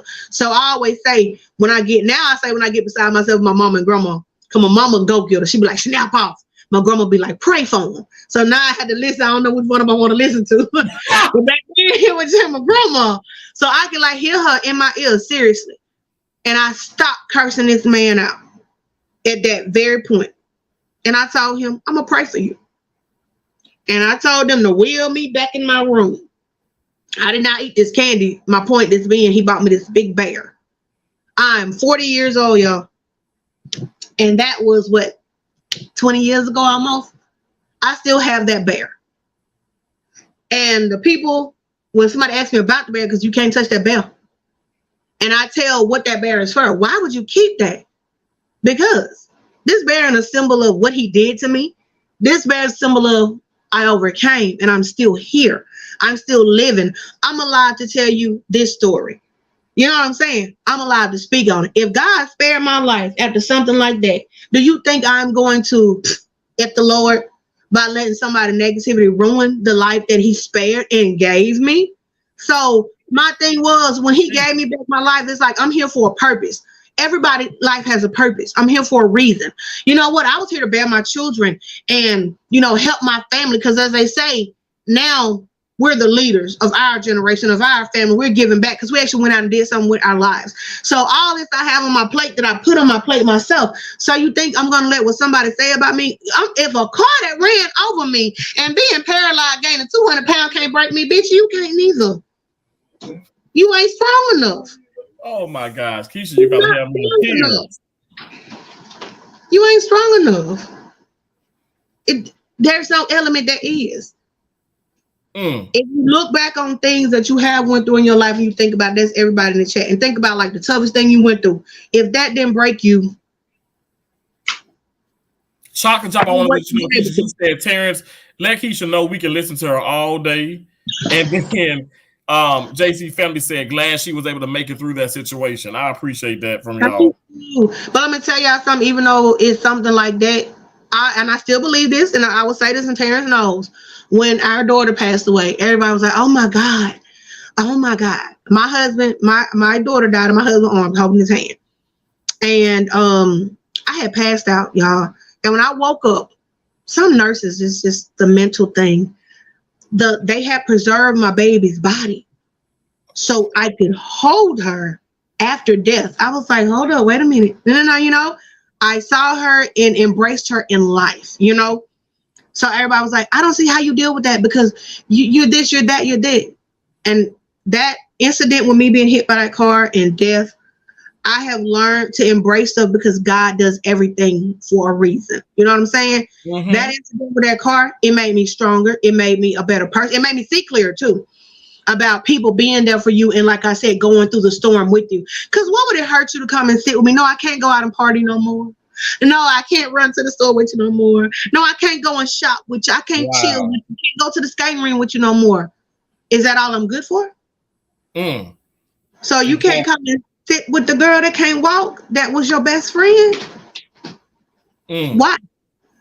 What would it hurt? I don't have one. Hold on 1 minute, bro. Okay. You know, stuff over there because I'm not using it right now. What you gonna hook up? TV. Where? Y'all all out there? No, Junior come out there and be in the previous sets and left. I'll come out there. I'll be out there when I get off the line, bro. Hey, come here, babe. Come here, Jamon.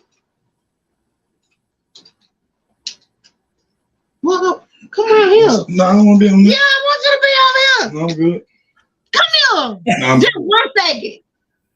Y'all see how he don't want to get on here and I got on here? Y'all What's up, Javon? What's going on? Apologize, Terrence. This is what I'm talking about. You just bet. You terrible. You terrible. That man ain't fine as damn one. Y'all, she love her husband. She love her husband. What can I say? Hey, Terry. Hey, Mr. Tippy. Hey, y'all. But, hold on, see. Okay. But, yeah, so, because my screening went and did its own thing. Uh-oh. You okay? Yeah. It blanked out, so I'm trying to figure out how to get back on it. Okay. You can still hear me? I can. Yeah, I can hear you. So it's got to be on the screen somewhere. Yeah, I don't know what. Okay, let's see, y'all. I'm going to get on in a minute. Give me a minute. There it is. Okay. So, yeah. So, back before I started acting nasty. You ain't never did StreamYard. I'm shocked that you so good with this. Oh my God! But what Kiki says, as she should. But yeah, so that be all over her, man. I'm telling y'all, I got, you know how they say, oh, don't do that. I got my whole back got his name on it, y'all. But then I got all my kids' name tattooed. My daughter that passed away, I got her name on my chest. I do that kind of stuff. But what I was saying, I said, even like that, it just taught me, who friends were. Like nobody came to see me because I couldn't hang out and couldn't do stuff like that no more. Like literally nobody, y'all. And like when my daughter died, everybody was like, we don't see how you can handle this. I said, well, I don't know. My mindset had changed at a young age, and I said, the Lord has a plan for everything. He does. My daughter passed away December the 10th, 12:23 a.m. Oh. When I went into labor with John Prince, the demon of the family, I went to labor with him early. I went to labor with all my kids early. Like I said, they told me I couldn't have kids. So Junior was 4 pounds. Prince was 6 pounds? And Junior was 5 months. They were all born early. But I had went to labor with Prince and they couldn't stop the labor. And I was so scared because they had all these surgeons coming in and they couldn't control my heart rate. My bleeding was a mess. And I was like, I remember saying, God, I don't want to have no C-section. I don't, I'm just talking to God. And I'm like, just please. And I sneezed. And my doctor was like, I don't know what kind of sneeze that was, but let's try to do that again. And my labor had stopped itself and it started back. And they were like, let's run with this. We hope it works. And it did. And when Prince came out, I'm never going to forget. I looked up. Mind you, I said no epidural, so your gut was in pain. I looked up and my doctor, who I love to death, I'm not, like, again, I don't do names. I love him to death. That's my baby. And he was crying. And my husband, y'all, he a mess. All my children, he was like, when it was time for them to come out, not being too graphic, he is the one who caught them. Like in the middle of my delivery, my doctor would let my husband take over because he said that this belonged to him and my doctor was down there too long. So, and they real good friends. So him and my doctor real good friends. So he would get down, he would do his thing. And Prince was born and he was holding Prince and I looked up and my doctor was crying and so was my husband. I remember those two things. And again, your girl passed out from pain. When I woke up, my husband and my doctor was in the room and they was messing with my baby. And mind y'all, I said, everybody was like, we don't see. My husband took our daughter's death very hard. I did too, but it was like me and God, we got this little bond going on. So I was like, I know there are greater things and I know this is for a reason. Like I said, my daughter passed away 12/23, December the 10th. Prince's birthday is 12/23, December the 10th. God does everything for a reason. Everything for a reason. And plenty of times, mind you, I had them after Kaylin passed away. I have walked in the room, Kelsey, y'all know Kelsey and Junior and Prince be playing, and nobody's in there, and they're laughing and talking. I'm like, what are y'all doing? And Terrence knows this. They're like, playing with my sister. I'm like, Kelsey is in her room. They're like, no, we're playing with Kaylin. They don't know. So the Lord, I give my mama credit for some of that since she's been gone, because they started doing that right after her death. Playing with my sister. My oldest son says that our mom told him to turn the video game off and get ready for school. So these kind of things to me, like I said, the Lord has a plan for everything. So anything that negative come my way or anything that's, not for the benefit of my betterment, I don't pay no mind. Now, if you can pay these $300 and $400 light bills and stuff, good, bring it on over here. I'll talk to you if you can't pay it. I don't want to hear it. I know that's right. Because I got grown women bills over here. So I don't be trying to worry about what you got going on. Absolutely. So, Keisha, Chocolate Drop said, can Keisha sing? No. They know you can sing, but she was like, can she sing? I was like, I don't know. You ain't got to sing, but if you wanted to, I mean, I can hum. And my baby, she is so like me and Terrence, and my husband be melting her. Kelsey sit there, and she'll just be quiet. And dinner will be ready. Y'all should be eating. She'll be like, We love food. You get that from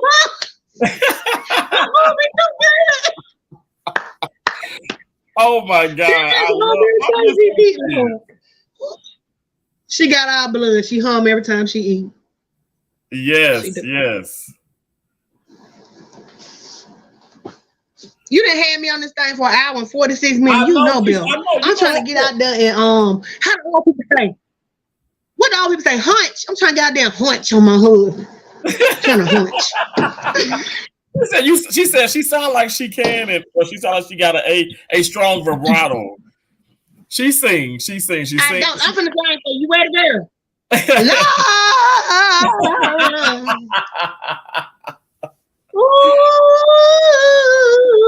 Ooh, yeah. Now, if y'all like me, y'all just don't tell me I sound good. Yeah. Yeah. This girl has had an opportunity for 2 recording contracts, so she definitely can. And let me clear that up too, just in case they come up later. Yes, I have had 2 record contracts, and let me tell you about that. Like I said, y'all, just in case come up later, because I love to clear the air. I turned them both down. My brother can attest, because they were gospel singing contracts, and I don't know. And anybody who know me will tell you I'm me. I'm real. My thing about it is I'm not about to get on nobody's stage. And I sing gospel, love it, love church, love the Lord. But if y'all can see, we were raised, we Christian Christians. And I love Christ, but I'm not Christ-like, if that makes sense. And I might turn off, I turn on Shirley Caesar because that's bae. But when Shirley go, our Boosie coming on. And I'm not going to get up there and pretend to be somebody I'm not. I'm not going to, oh, yes, hallelujah. I sing for the Lord all day long. Baby, I will sing Take Me to the King and then set it off. So I know who I am. And I try to live in the light of who I am, And when you do certain things like, you sign contracts, they don't want you to do this. They don't want you to do that. They don't want you to be seen doing this because you have an image in what you're getting paid for. And I'm not that girl. Like, I ain't never needed money that bad in my life. Okay. So we were taught, my grandma, my mama taught us well, like, be you through and through 100%. And if they don't like you, fuck them. My clothes say that. I felt that in my damn spirit. That I don't, that's it. If you don't like me, fuck you. I ain't got nothing. What they say, tell the truth, shame the devil. Absolutely. Shame the devil. What? Tell the truth, shame the devil. Okay. Mm-hmm. Okay. Because in the words of Gloria Berg, I will preach heaven and beat the hell out of you. So we're going to keep moving. That's why I say people will never truly know. I will never truly know y'all family. Y'all will never truly know my family, and that's cool. If I talk to you outside of YouTube or this, or if we had a meet and greet and stuff, keep the family, keep the family, because people say, "Oh, I don't want to say too much." You don't even know too much. Keep all that to the left. Keep all that to the left. Like that's my main focus. And like I said, My sister don't really deal with social media. She don't do that and stuff. This woman got businesses, y'all. She make money. You know what I'm saying? It don't make her. She make it. I don't have time for this mess. I didn't want to drag my sister on here, but when it's people that want to talk and then end up calling her out of her name and don't even know her. Don't speak on it. We kicked that 27 minutes and 52 seconds ago. I know. I ain't gonna speak on it. It's dead. Scratch it's dead. it. Let the dead stay buried. It's dead like my toenail, like my damn, like some of my toenails. They brown and fold over and gonna fall off. They're like Junior came here, he got out of the shower saying he was so ashy. Prince said, "Oh, you looking like your uncle, ain't it?" Tell them I'm gonna get them. Don't be talking about their uncle. Jamon, that's what he came in for. He out there working out there. I said, I want to go hunch because y'all he gonna be sweating. Oh my gosh, you're nasty. You're nasty. Rip me out the plastic guy bag and brand new. I ain't gonna do that, Sammy. So, let me tell you, y'all know before they had the little saran wrap thing where you wrap yourself with the saran wrap, and your man came in and he ripped you out of it. Before Lotto. I tried that, and he was out there having a conversation with somebody. I about died. So, ain't nobody ripping me out of no place because my ass was about food. Could you have imagined? I would have been dead and embarrassed because they were like, this girl sitting up here with her wig all cocked wrong, covered up in saran wrap, just laying on the floor, looking like a fucked up tamale. We're not ripping nothing out the plastic. I don't feel or act brand new. But you know, I like the song though. I like the song though. You have you ever say I've had the best week at work, and like I said, getting off work Friday, you already know because I let you know and stuff, whatever. But I promise you, you have just made my entire damn weekend, and I feel like you giving me the boost for another awesome week. And this a one and done. I know. Never, y'all. I don't go live on Facebook. I don't do videos. I don't go live on nothing. Even on the Zoom calls for work, my camera be off. No. Keisha, they in here for you. You look, you the main attraction. So I love you. I'm not here doing any push-ups. I'm like, yeah, okay. I love you.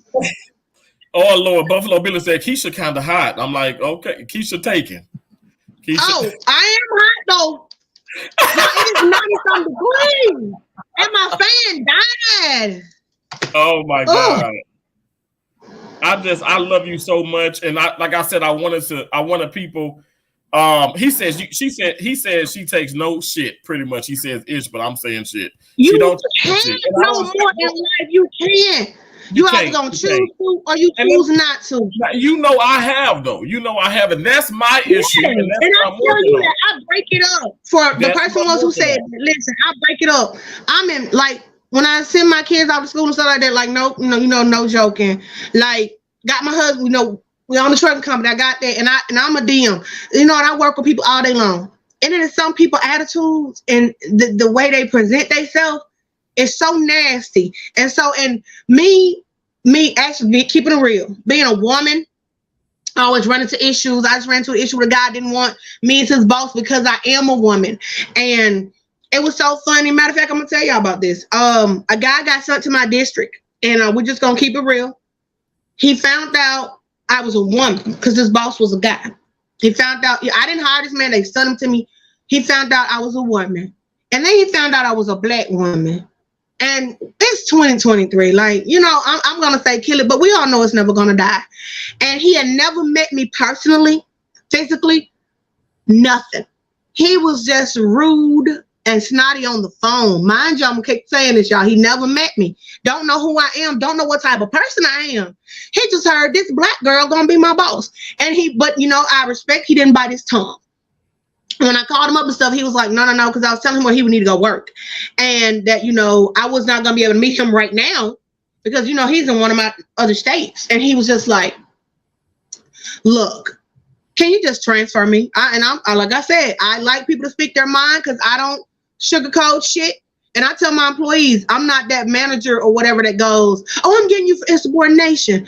You grown, I'm grown. I'm gonna let you talk. I'm gonna talk. I'm not gonna disrespect you. Don't disrespect me. And we're gonna 100. So I love my staff. They like my little family, my little extra family.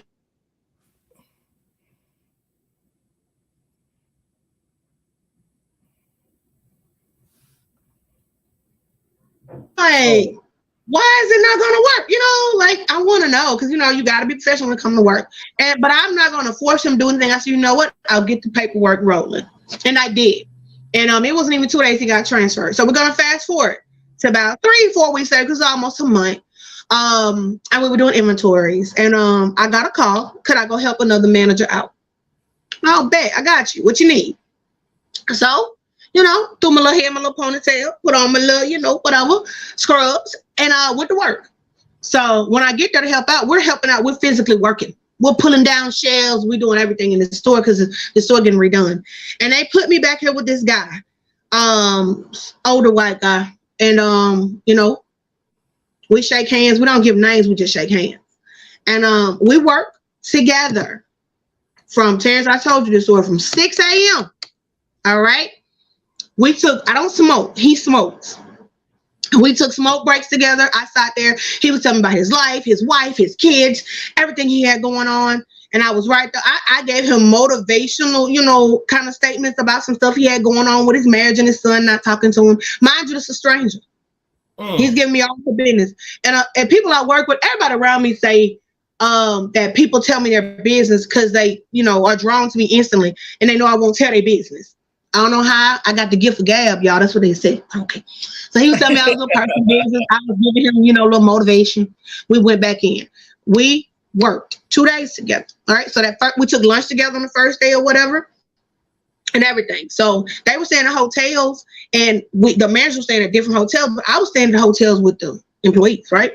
So we all stayed at the same hotel and everything. We got up the next morning to handle it. Went back to the store, 6 a.m. We're there, we're working. We're taking our breaks together. So the second day they were having lunch in the store and I was like, I don't want to eat here, and a lot of other people they didn't want to eat there. So he was like, well, kind of short on change. I was like, I'll buy your lunch. Come on, eat lunch with us. Let's go. And we went out and we ate lunch. Well, we get back and we finish everything up and they're having this little meeting to thank everybody for helping. And so we all come in and they're talking and the guy I've been working with for 2 days, just a sweet little old man can ever be. He was like, are you going to be at the next set? And so I almost said the boss's name. When his boss started laughing and he was like, she's a supervisor, she was just helping out. And he was like, man, I didn't know that. I ain't never worked with nobody good as you, man. He was like, man, well, she's a supervisor. She one of the best I've seen because supervisors don't work. He was like, she didn't help me do everything. He was like, every point I had a problem. He said, man, I love working with you. He said, I hope we get to work together again. And I said, thank you. I said, but you said you didn't want to work with me. You didn't want to work for me. And then I gave him my name and told him, nice to meet you. I'm the lady who transferred you a few weeks ago. Wow. Oh, you got the long day. You judged me without knowing me. Exactly. Because you didn't want to work for me. Now I'm the best person you ever worked with. Huh? People need to stop. And then after that, he actually emailed me and asked me, could he come back to work on my team? I bet. You got the best team around. We don't do negativity around here. I said, my team, we're all about positivity. We don't see negative and we don't see color. I appreciate it, but no, there's no place for you here.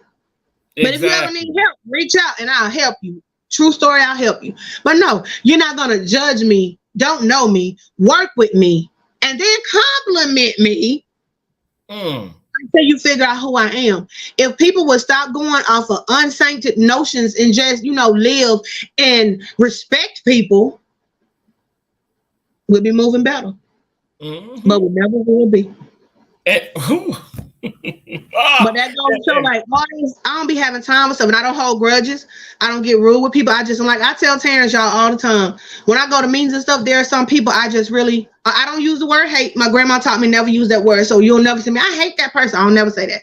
But I'll be like, oh, I don't like her. Oh, her attitude. And those people that talk about their employees behind their back and then try to smile in my face, I don't associate with them people. Even though those issues don't have nothing to do with me. If I sit there and I take it in and talk with them and engage, I'm no better than them. Mm-hmm. So I move a little different. True enough, one of my head supervisors, the VP of the company, one time he said, "You antisocial." I said, "I'm anti bullshit. I'm anti mess. I ain't anti petty because I'm petty as hell." But I don't deal with that. And I've told Terrence 1,000 times, I would sit up there and have conversations with people I cannot stand. I would smile at them. And I would be like, what I say, Terrence? You have a blessed day.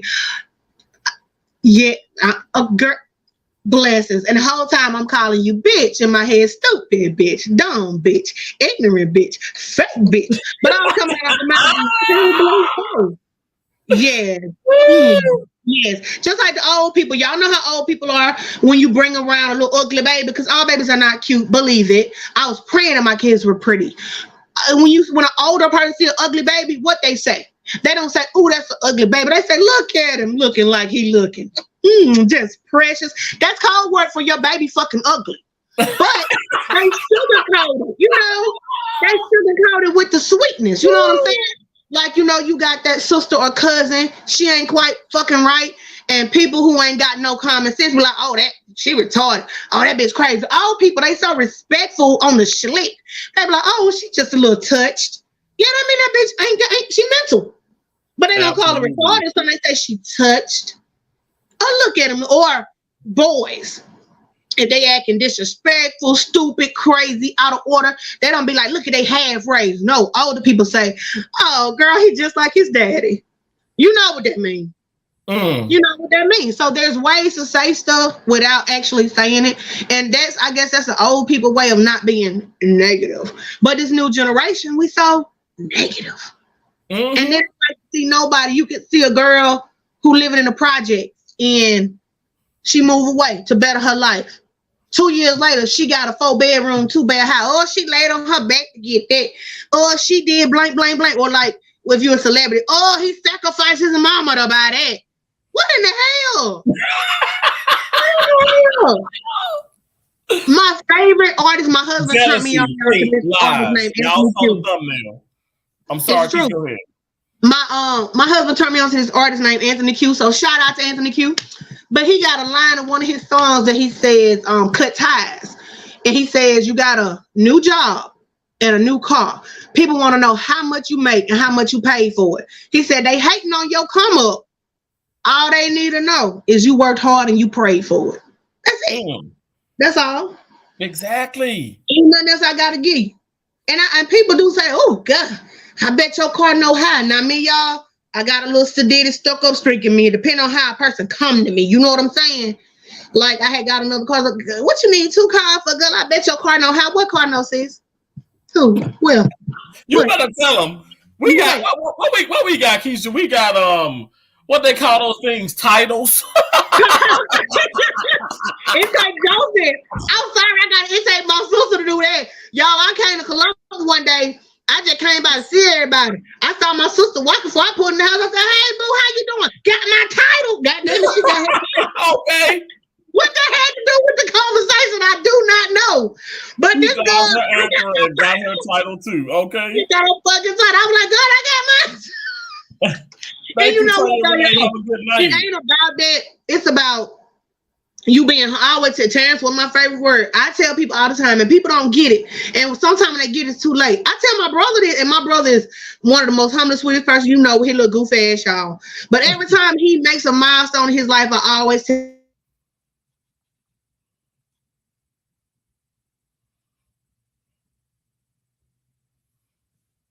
going down. So stay home. No matter how many cars I get, no matter how many houses I buy, no matter what I have, I stay humble. I have myself personally. I have 3 cars and an SUV. My husband got 2 trucks and a car. I said it to say this. I don't brag, boast. I know a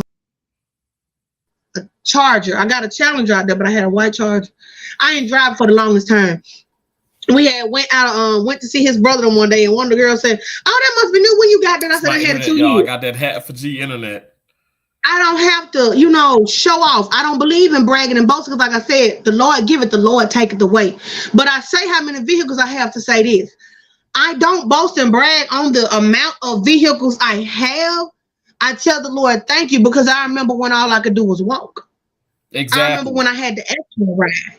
You understand? And that taught me something too, because the same people that won't give you a ride, when you elevate yourself, they're gonna need a ride. Mm-hmm. The same people, well, and I have incidents where I'm not even gonna go there. But kids sick or something, close to the hospital, you live right there. You know, I might need to stay a night or two till you know what I'm talking about. And Yeah, it's I know. family. Mm-hmm. You can't let me spend the night to be next to my sick baby who got cords and stuff in them. But now you want to come stay in my house. Situations change. So I remember when I didn't have a place to stay. Yeah, I go and my ass, and I'm not being funny, and we get this honest. Yeah, I might go eat at Pizza Hut, be talking to my brother, and be in the line order at McDonald's at the same time. But you know what? I remember when getting pizza was a treat. We had to wait on it because McDonald's it was. we couldn't McDonald's afford. was. McDonald's, yeah, Big Macs. That was a treat, favorite burger, but it was a treat. Or then especially when they went on sale for the 2 for $5 back in the day. Ooh, y'all finna get me 4 or 5 two for 5 Big things Mac like that. back in the Yeah, 90s. things like that was treats. We didn't get that every day. Or we were happy on birthdays and Christmas and stuff because we got the big things we wanted. It's a blessing that, like, my children, PS4 came out. Y'all know. My son's like, Mama, I want a PS4. Boom, I bought it. My kids, they share, but they don't share. And we get that from my mama too. It's a blessing I can walk in the store and buy 3 PS4s on a regular day. It ain't no Christmas, ain't no birthday, it ain't no holiday. It's just a regular day. They decided they want PS4s in the middle of the week. It would hurt me not to be able to do it, even though it's a materialistic item. But I make sure I get the needs, and then I go and play with the wants. You know, I make sure all the bills are paid. I make sure they eat. I make sure school taken care of, clothes taken care of. Then I go buy stupid shit. I buy PS4, four-wheeler, dirt bikes because they love that stuff. But I give them that value because I'm not giving them more than what we had, because we didn't was into stuff like that. But it was like, you Exactly. remember your days, and you remember, because I value so much stuff, and I tell people, value what you have. I tell my kids, like, they're old clothes and toys. I'm not gonna say old because I buy so much stuff and they don't wear it. Y'all, it's like bags of clothes outside right now with tags on it. What I tell my children is, okay, you don't play with that no more. Does it work? If it's toe up or something, I'm throwing it away. My daughter, I did her room in Mickey Mouse. I did the whole room, Mickey Mouse bed, Mickey Mouse everything. She probably had that room for a month, Tino. And I spent a good bit of money on that room. She was like, well, I don't like Mickey Mouse anymore. Now I want to do something different. Why you sound like Kelsey? Her bed, her curtains, all her linens, the dresser, everything. I took it down.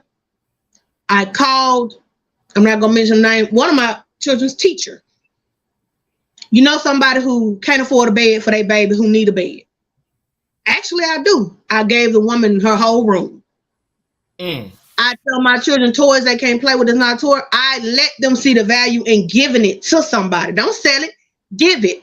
You got value out this toy. You had his use. Now somebody else gonna get value. I show them how to donate their clothes to people, give it to somebody less fortunate. I make sure they know that they're blessed, and I want them to pass a blessing on to somebody. Then somebody who receive a blessing, bless somebody else. I can't tell you how many days I'm in the grocery store and I turn around and say I'm gonna pay for the person buggy behind me. How many times?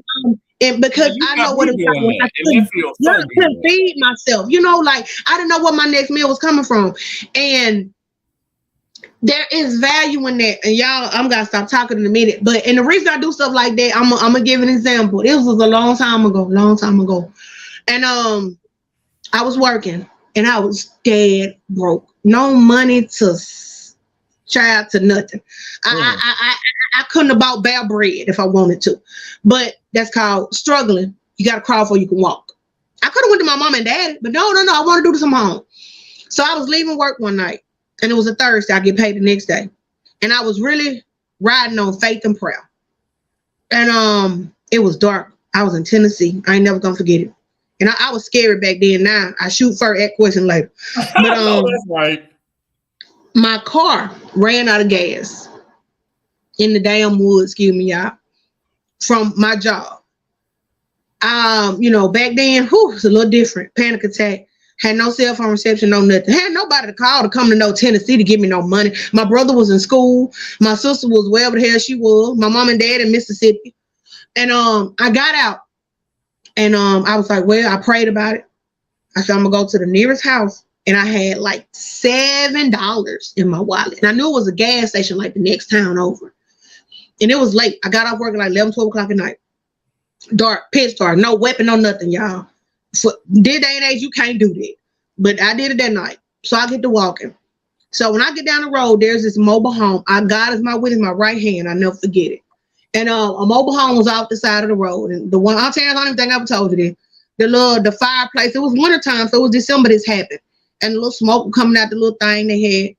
And little toys in the yard and everything. And the lights was on, the front door was open, it had a screen though. So, you know, I pray about everything. Taryn, no. I break a nail and pray about it, y'all. And I walked into this woman's yard. Well, I didn't know it was a woman at that time, but I walked there, knocked on the door. And an older lady, older than me at the time. Because I was in my 20s, so she's probably in her 40s. And she walked to the door and she said, baby, you know what time of night it is for you to be out here, baby? You looking for somebody? I said, no, ma'am. I said, I was leaving work down the road and my car ran out of gas. I said, I just need somebody to take me to the gas station to get some gas. And I said, I can pay you for it, but I can't pay you tonight. I never had this happen in my life, y'all. I said, but I promise whatever you charge me, I will pay you tomorrow because I get paid tomorrow. She said, baby, don't you worry about it. You come on in out this cold. I walked in, little kids playing in the living room. Everybody was so nice, speaking, waved at me. She went in there, she got her coat and stuff, grabbed her keys. The woman don't know me from Adam and Eve. We walked on outside. I got in a stranger's car, but the stranger looked so wholesome. She was just a real sweet old lady. So I get in her car. She take me down to the gas station, and we go down there. And I get ready. She was like, you been walking in this cold. You sit right there. You sit right there. She grabbed my gas jug and went in the store. Came back out, started pumping. I jumped out. I said, no, ma'am, no, ma'am. She said, don't worry about it. Don't worry about it. I was about $25, $30. She filled the gas jug up. She was like, no, don't get back in the car. Don't worry about it. I'm up here like, Lord, I got $7. You know what I'm saying? So she filled the jug up. When she got back in the car, she put it in the trunk. I said, you ain't have to. She said, don't worry about it. And I promise y'all, that's why I learned to pay it forward. And I always do that in life. But point being, she put it in the trunk and went on down the road. She said, where your car at? I showed her. She said, hold on. We passed my car. And there was another trailer behind me. It was dark with no lights there. And remember, my car ran out of gas before that trailer.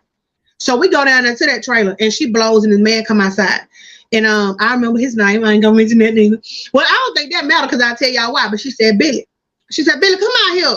She said, this baby done ran out of gas. And I got her some gas stuff. You got one of them things to put the gas in her car?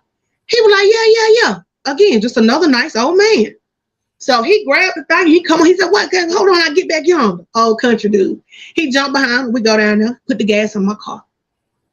She said, now, baby, you be safe. You make sure you make it home. I said, I'm going to come back and pay you tomorrow. She said, well, no, you ain't. I said, yes, I am. I said, yes, ma'am. I said, I pay my debts. You know, my mama taught us that. Pay your debts. Never know you need somebody again. I'm going to pay my debts. If I get paid tomorrow, I'm going to come back and pay you tomorrow. So she told me, don't worry about it. Get home safe. The woman gave me a hug. And when she hugged me, she said, everything going to be all right. I don't know how she knew what I was going through because I'm about to cry. Because I was about to cry that day, y'all. It hurt me to my heart. I got in the car and I made it home. I drove home. I couldn't wait until that next day after midnight. So my check post. Because on my way to work, I'm finna stop and pay her. And I'm going to give her more than what she put in that gas jug. So, honey, that check post, I get up that morning. I'm in that mood to go pay my debts.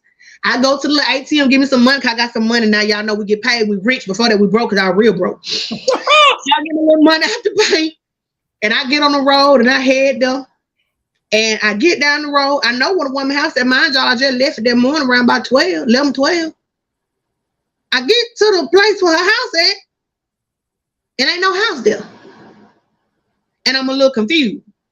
So I go further down the road. I'm like, maybe I stopped at the wrong lot. Oh, I'm getting chills. I don't never think I told you. I told you money, so I don't think I told you. It's been a lot of lessons in my life, and I thank God for them. And with no house there. I went a lot down, with no house there. I said, okay. I remember the woman's name as well. Well, it's her brother's name. I'm like, okay, I'm losing it. So, like 2 lots over, there's an actual, house. Because these were mobile homes I stopped at. So, it's daylight. It's early. So, people outside or whatever, I go on over there. Tell them, excuse me, whatever. They was real nice. I said, about 2 lots down is a mobile home. And I told the woman's name. I said, she lived there. And I'm just trying to make sure I'm on the right road. Old girl said, baby, you on the right road? She said, ain't nobody live there in years. What you say her name was? I told her she saw baby. Woo! She died about 8-9 years back here. Ain't nobody live in her house in then. She said, nobody live. She said her children, which would be grown now, moved the mobile home onto one of their lots. So it's just an empty lot. She knew the woman I was talking about, told me the woman was no longer here on earth. And ain't nobody lived over there in 9 or 10 years.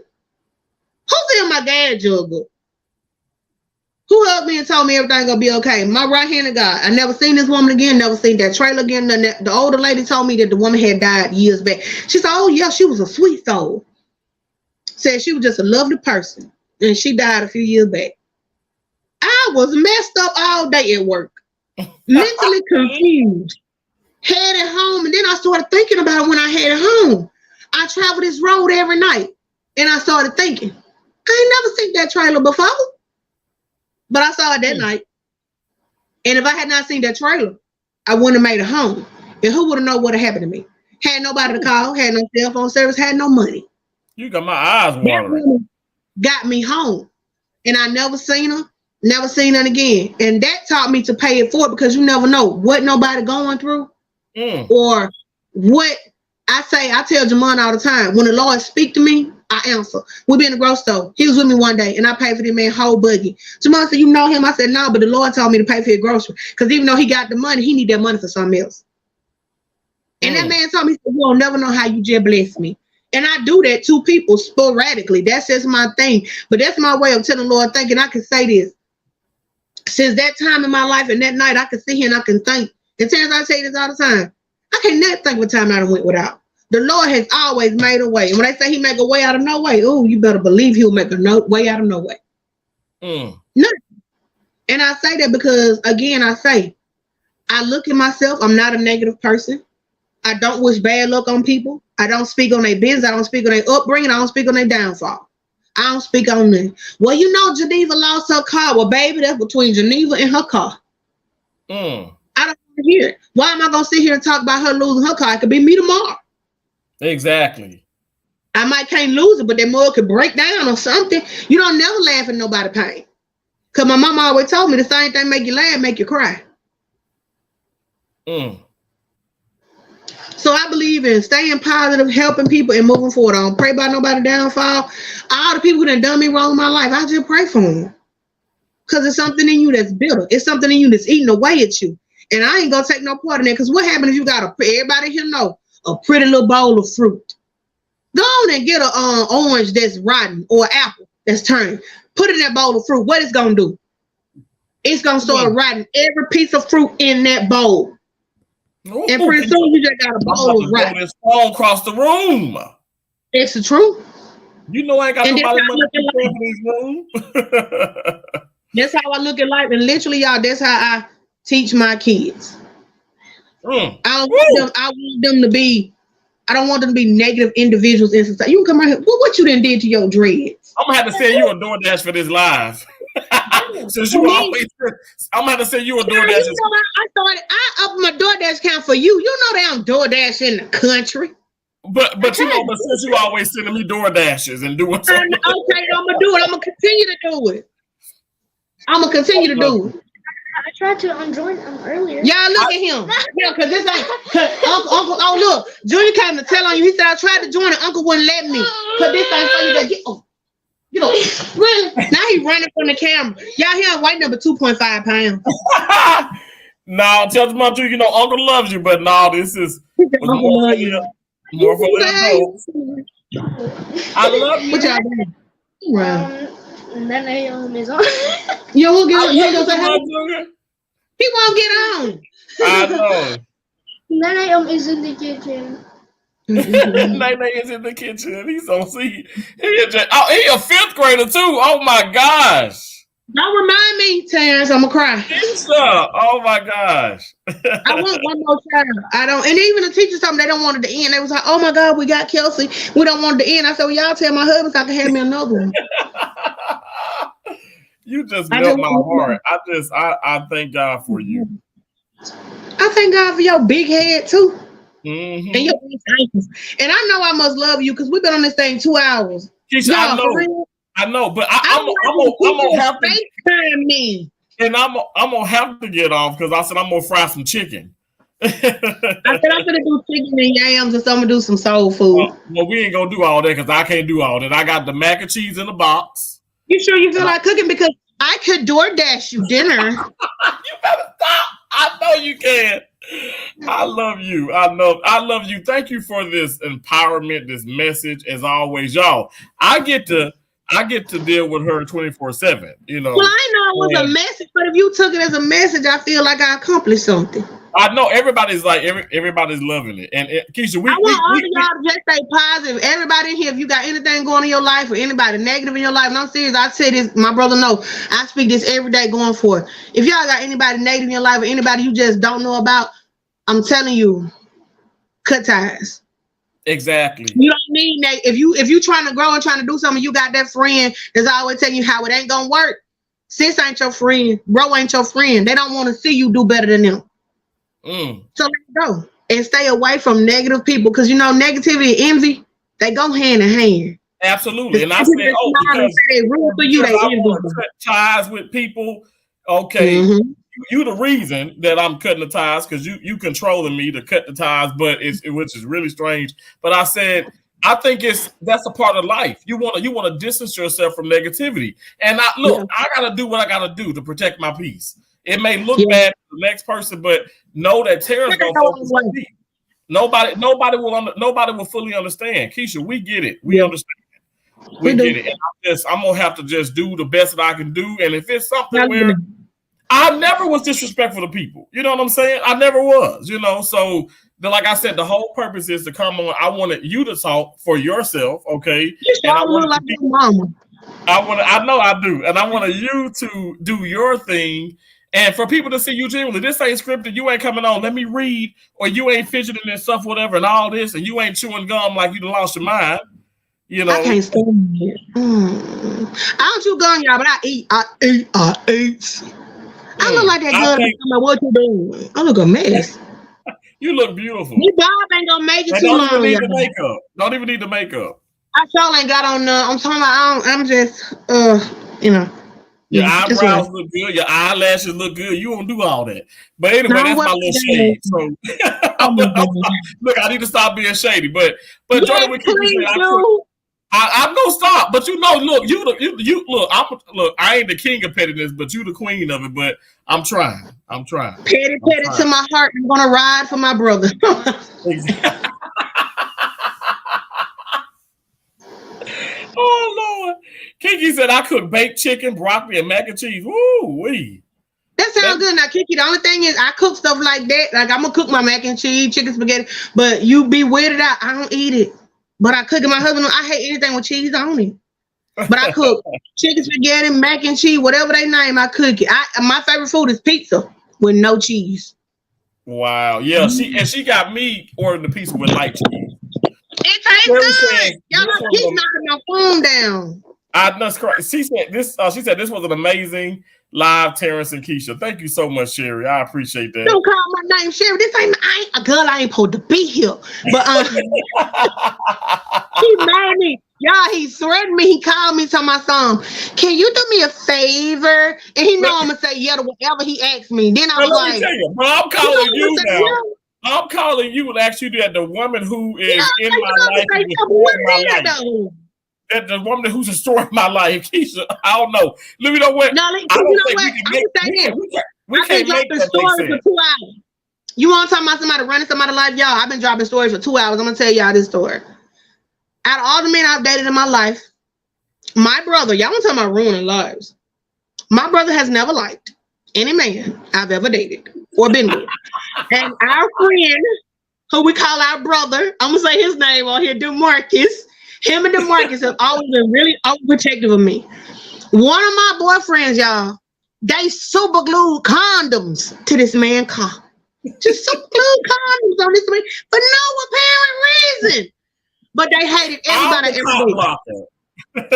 Okay. I'm the overprotective one, so you gotta mistake him. Hey, come over to the house. I don't hear my boyfriend ring the doorbell. They tell my boyfriend I ain't there.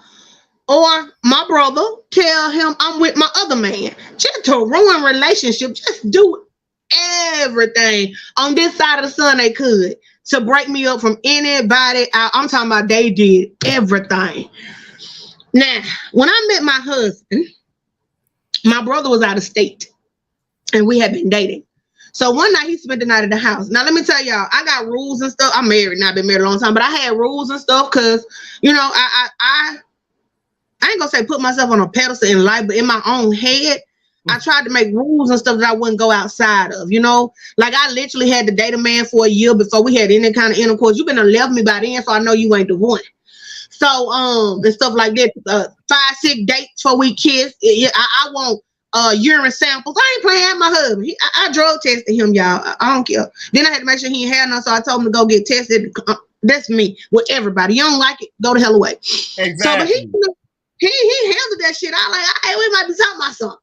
So he spent the night in my house one night, and I told him, I said, okay, I have a guest room, and guess where you're gonna be? In the guest room, right? We watch movies and everything. You know, now it's Netflix and chill. Back then it was whatever we got at the store or whatever, or rented on pay-per-view, and then he went in the room, I went in the other room. I woke up the next morning, and I was finna cooking breakfast, and I went in there, he wasn't in there. And I was like, I know he ain't walking through my house being nosy because you finna go. And I couldn't find him. And I looked out the window and I seen my brother's car. And my heart dropped from uphill to down in my left thigh.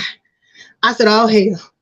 I went to hunting my house. Y'all, I was in a panic mode because I'm like, this is going to be ugly. And I couldn't find nobody.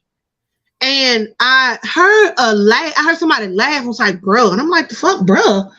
And I look out the back window and no kidding. My husband my brother and the man I was then dating, which is now my husband, was outside talking. I was like, that he must be drunk. He don't drink. I broke my neck getting out that back door and making introductions. And my brother's like, oh, we already introduced ourselves. I'm up here like, you know, like, okay, what's gonna happen next? And they were just really friendly. And when I'm gonna say my husband, y'all, I can't get over the word husband, but you know, back then he wasn't. And he went in the house to get some water. My brother looked at me and was like, I said, God said, he was like, no. He's like, that's going to be your husband. I said, what? He was like, you're going to marry him. He's like, I don't know what it is. He said, but you're going to marry that man. A year later, and we've been together, finna be 18 years. I know that's right. And he ain't like now boyfriend. But he like my ex told me. And him and my husband, we close now, but him and my husband just close. Talk all the time. When he down here, they cracking jokes on little old me. Well, big old little old me. They be cracking jokes on me. And I'm the one cooking dinner. I poison them. But yeah. But he never liked nobody. And he told me, and I thought he was, you know, a little retarded. Because he was like, you gonna marry him. And I didn't see marriage. I was like, no. He was like, yeah, you gonna marry him. And I ended up marrying him. And I tell everybody that. I ended up marrying him. I sure did. Yeah. Oh, so yeah, that's lovely. And you know, and like how, you know, life is what you make it at the end of the day. Life is like a box of chocolates. You never know what you're gonna get. Yeah, said that. Uh-huh. But Keisha, I'm gonna let you go. And 2 hours and 30 minutes. I know. I'm gonna sing you a song. I'm gonna sing all y'all a song from my heart. Y'all ready? Love, a word that comes. Wait a minute, I thought my dog was howling. No. Okay, a word that comes and goes. The people really know. Oh my gosh, man! Why is you cutting up in the middle of my? You don't interrupt people when they sing from their heart. Okay, I'm sorry.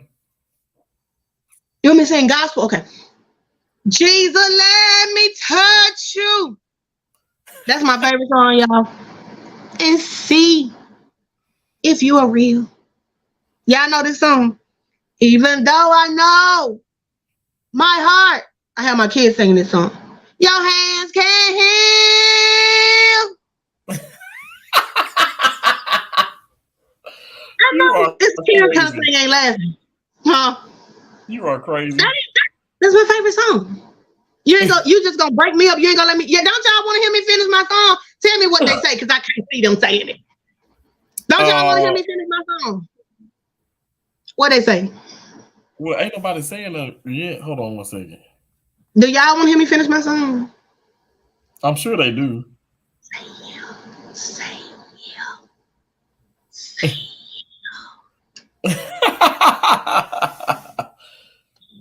Yes, I'm sure they do. It's the chat is slow. oh, they need to say yeah, cause now they stop breaking my song. James says yes. Johnny with Kiki says yes. Hey Sherry Hey says sing Keisha. Sing Keisha. I know all y'all. Thank y'all. Tell them stop interrupting me. Now this a message for y'all. Stop interrupting me. You see, they said yeah. Thank y'all. Love y'all. Now stop interrupting me. Doesn't What is it? matter what the be. No, it's a Jesus. What song I was singing? Now stop. My favorite song. Don't interrupt me no more. They said they want to hear me. Jesus. That what I was singing? Yeah. Uh-huh. Okay. Jesus, let me touch you and see if you are real. Even though I know my heart, your hands can heal. But sometimes I get discouraged and I need your strength and shield. Jesus, let me touch you and see if you are real. Come on Sometimes now. to me you seem so far away, and I wonder how to make it through the day. Sit down, girl. Sit down. Touch the hem of your garment, then the power I know you can give. Jesus, let me touch you and see if you are real. Okay, that's it. Gosh, Keisha, your voice is so beautiful. Ah! Thank you. That girl, I'm telling you, this is raw. This is real. This ain't It in the will studio. never happen again. Girl, your voice is so beautiful. I love you. Your voice is just as beautiful as you are. Everybody clapping.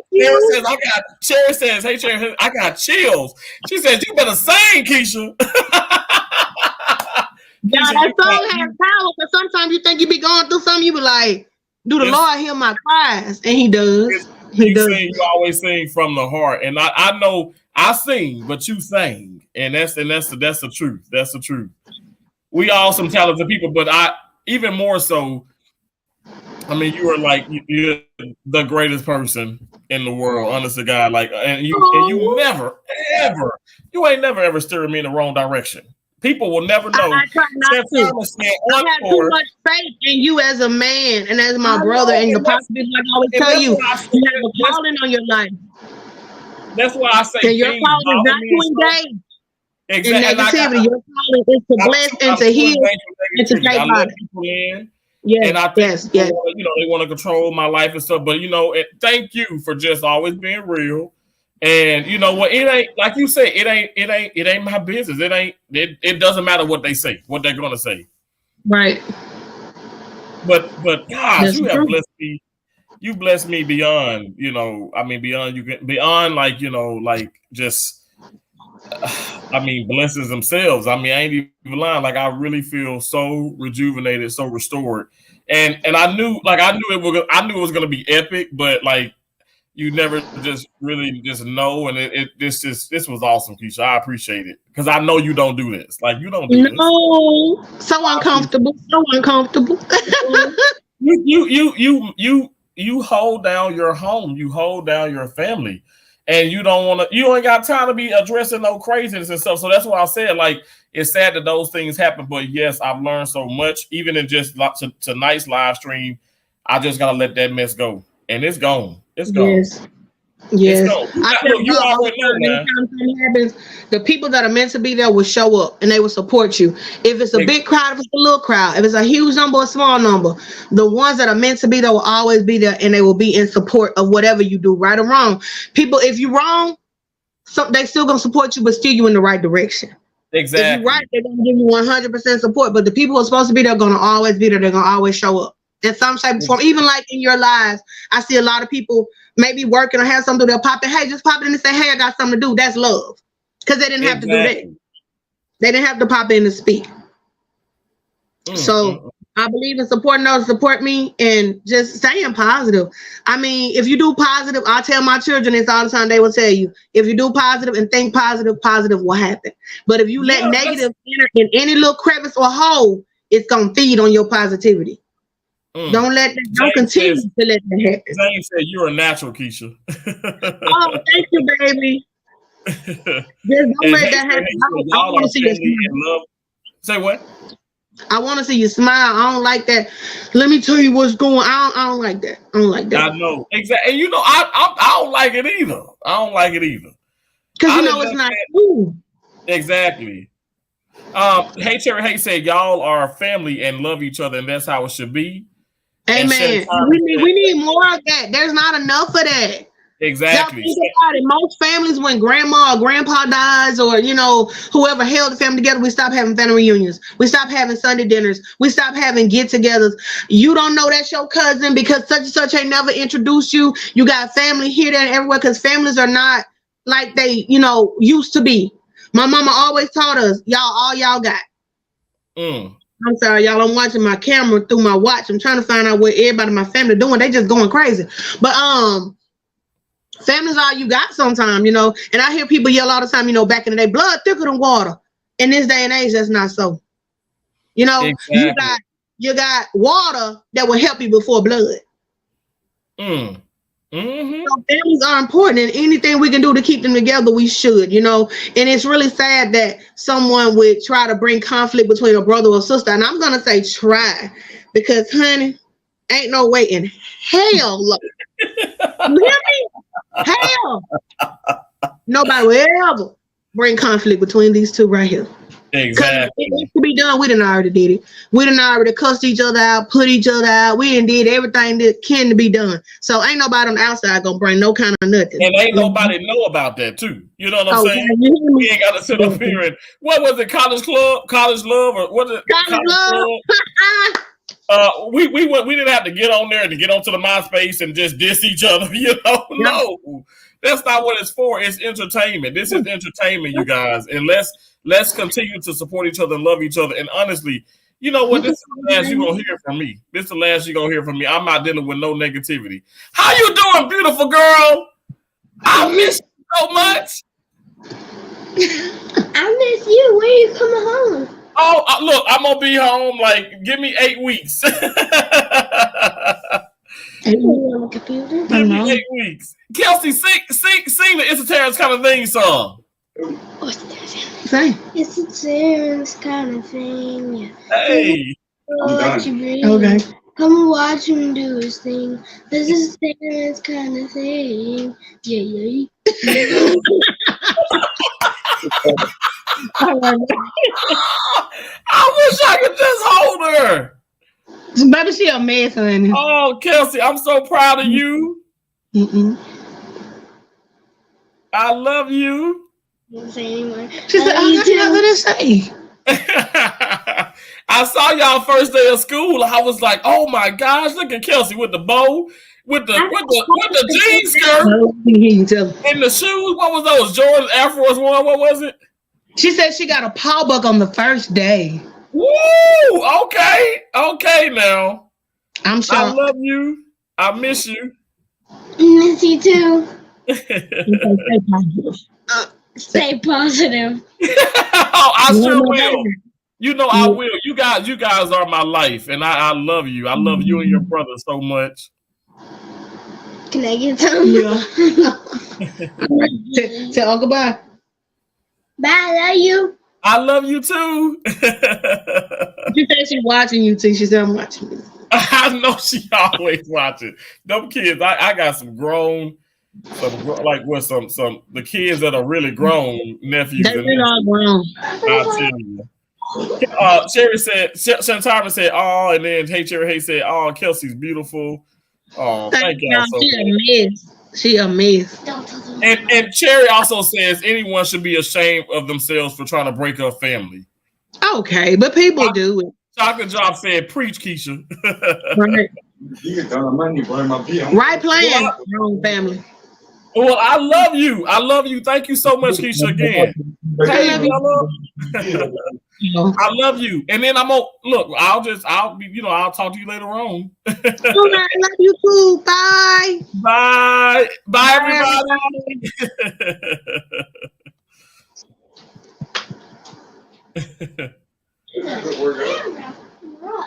Keisha, hold on 1 second. Okay.